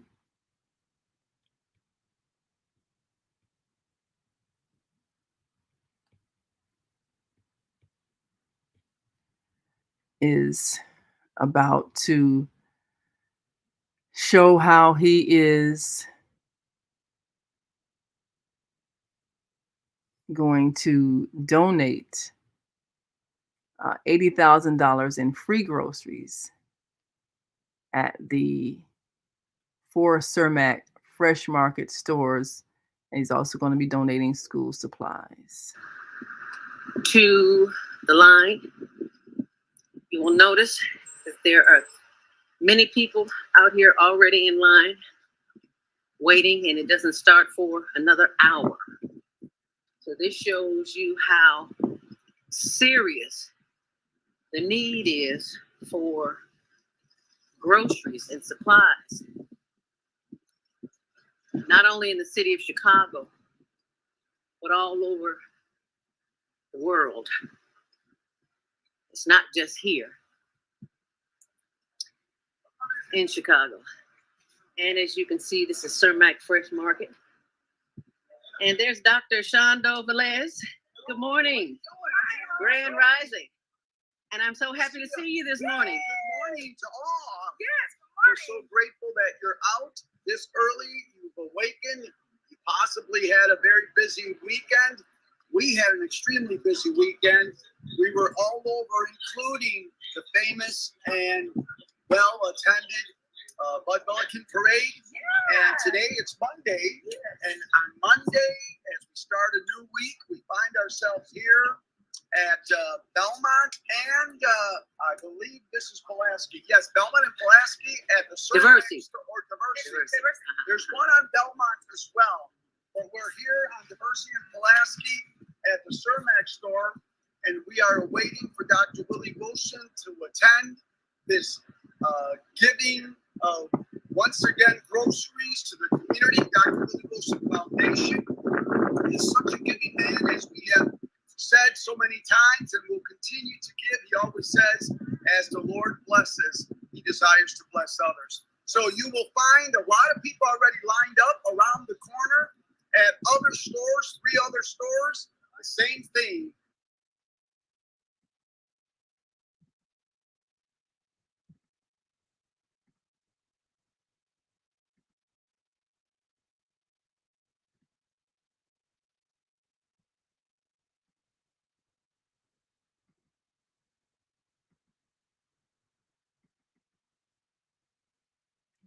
Okay.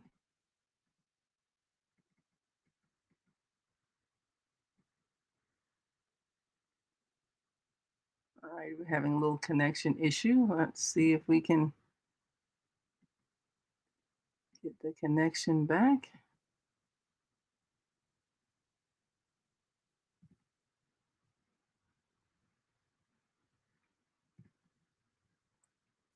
We're going to see if we can bring the connection back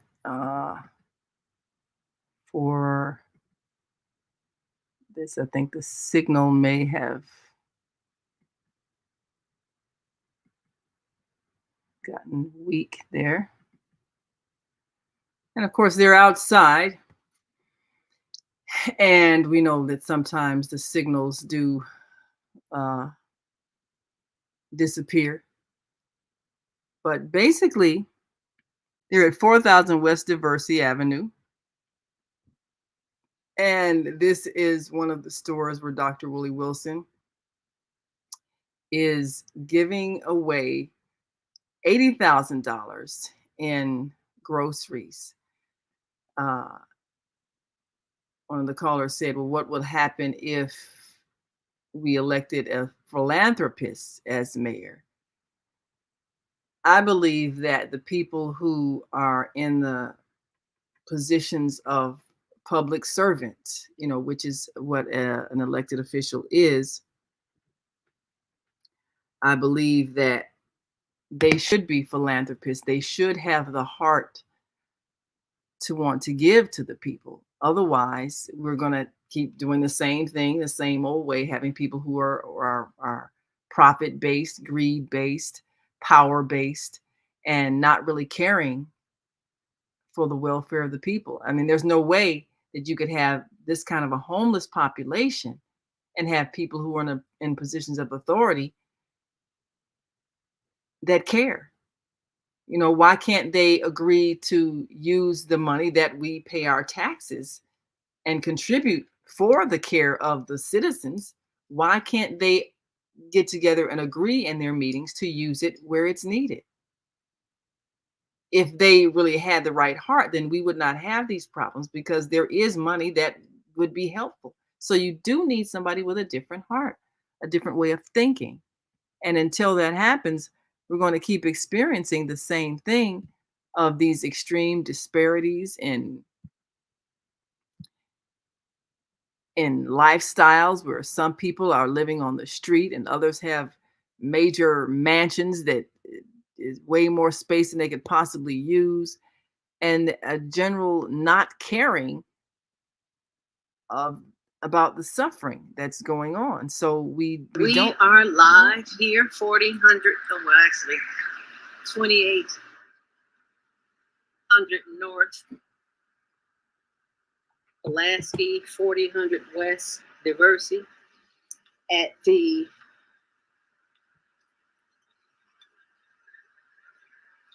Dr. Willie Wilson Foundation. Free groceries and school supplies for kids. And it is one of many, and many more to come. And as we walk to the line, you will notice that there are many people out here already in line waiting, and it doesn't start for another hour.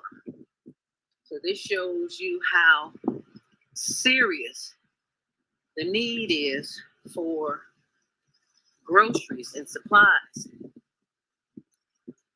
not only in the city of Chicago, but all over the world. It's not just here in Chicago. And as you can see, this is Cermak Fresh Market. And there's Dr. Shondo Velez. Good morning. Grand Rising.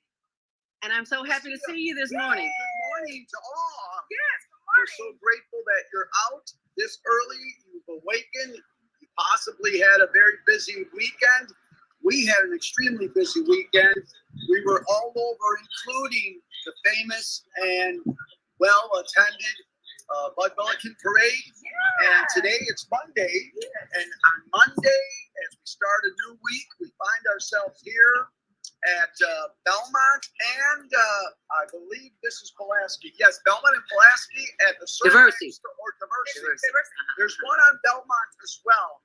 But we're here on Diversey and Pulaski at the Cermak store, and we are waiting for Dr. Willie Wilson to attend this giving of, once again, groceries to the community. Dr. Willie Wilson Foundation is such a giving man, as we have said so many times, and will continue to give. He always says, as the Lord blesses, he desires to bless others. So you will find a lot of people already lined up around the corner at other stores, 3 other stores, the same thing.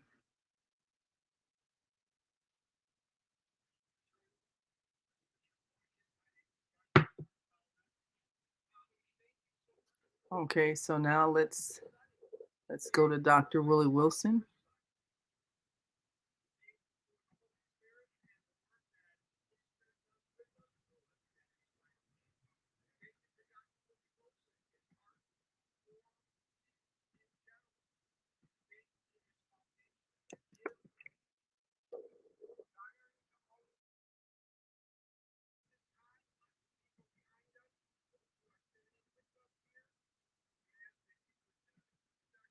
Always we continue moving forward. In Christ's name, amen. Okay, we're now playing Dr. Willie Wilson. I want to bring up Don Heflin, who's been helpful in these food giveaways and our gas giveaways. For a few comments, Don. Thank you for Dr. Shondo and Dr. Wilson. I just want to thank everyone who came out today. These are very challenging times in terms of the high rates of inflation, historically high rates of inflation. So we're very grateful for the generosity and kindness of Dr. Wilson and his heart for people during these times, and for the youth of our city in this school supply giveaway as well. So thank you to the team, and thank you to the press and everyone else that came out. Thank you, Dawn. Make sure now you say your first name and spell your last name for the press. I want to bring up Zoe for a few comments. Zoe is from Chinatown, and I want to bring her up to have a few words. Please say your name, spell your last name. Hi, my You name gotta get closer. Hi.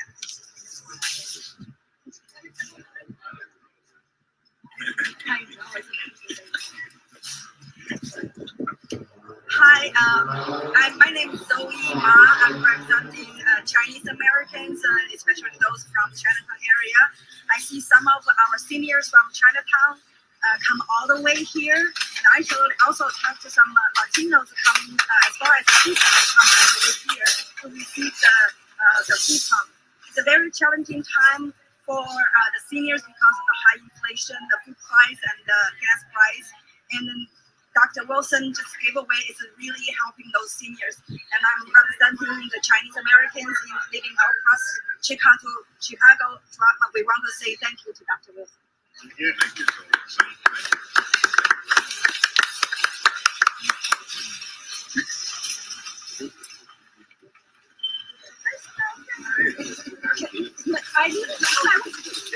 Now I want to bring up for some comments in Spanish, the voice of the Hispanic or Latin radio, smooth voice, Ray Rubio.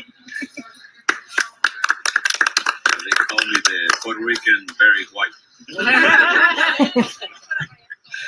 Yes, en español, simplemente el doctor Willie Wilson está comprometido con la comunidad hispana, igual que con todas las otras comunidades. Él siempre ha dicho presente, he estado con él en la villita, en Humboldt Park, en diferentes partes donde viven hispanos y está muy consciente de las necesidades y está muy consciente de que él puede brindar ayuda y eso es lo que está haciendo, trayendo ayuda a través de su fundación a todas las comunidades, pero yo como represento a la comunidad hispana quiero señalar que él sí está muy presente en nuestra comunidad latina. Así que arriba el doctor Willie Wilson. Gracias, doctor, por toda su ayuda. Dr. Wilson, I don't know what he said, but I think he said thank you at the end. And so, without further ado, I want to bring up the man who's made all of this happen. The one who has... Thank you so much. Well, see, they came on cue. They said, thank you, Dr. Wilson, we love you. And Dr. Wilson, we love you too, because you got a heart bigger than Lake Michigan. And the giving that you continue to do, your generosity, your philanthropy, it helps to lift up so many neighborhoods and so many families that are struggling right now. And so, without further ado, I'm proud to bring up none other than the Honorable Dr. Willie Wilson. All right. Well, look, let me always just start to thank the Lord for this amazing grace and this particular gift. And let me also thank the new media who's here this morning as well. And the rest of the people who joined us here today as well. Look, we have 4 giveaways at 4 stores today. I believe on the 27th, I believe we got $1,000 again. And we also, I believe, fitted and shop and save as well. So we got a few more communities to hit. And once we get those, we'll be pretty much cover all of the 7 communities with people coming from each sector of Chicago. It is important to take in show that we're being fair and open and honest with every citizen of Chicago. People are enslaved and hurted, whether you from the north side, south side, east side, west side, around the whole city. And of course, we know we dealing with some of the people out in Prospect, Franklin Park, Hammond, Indiana, that's coming up, and Gary, Indiana too. So we also want to make sure that people can get the necessary help that they need. Every little bit of help. So we need to also cover some of these senior citizens' home for those who cannot get out of the senior citizens' home. So we got to figure out how we're going to do that. But it's coming up soon. I think that we had it away last week.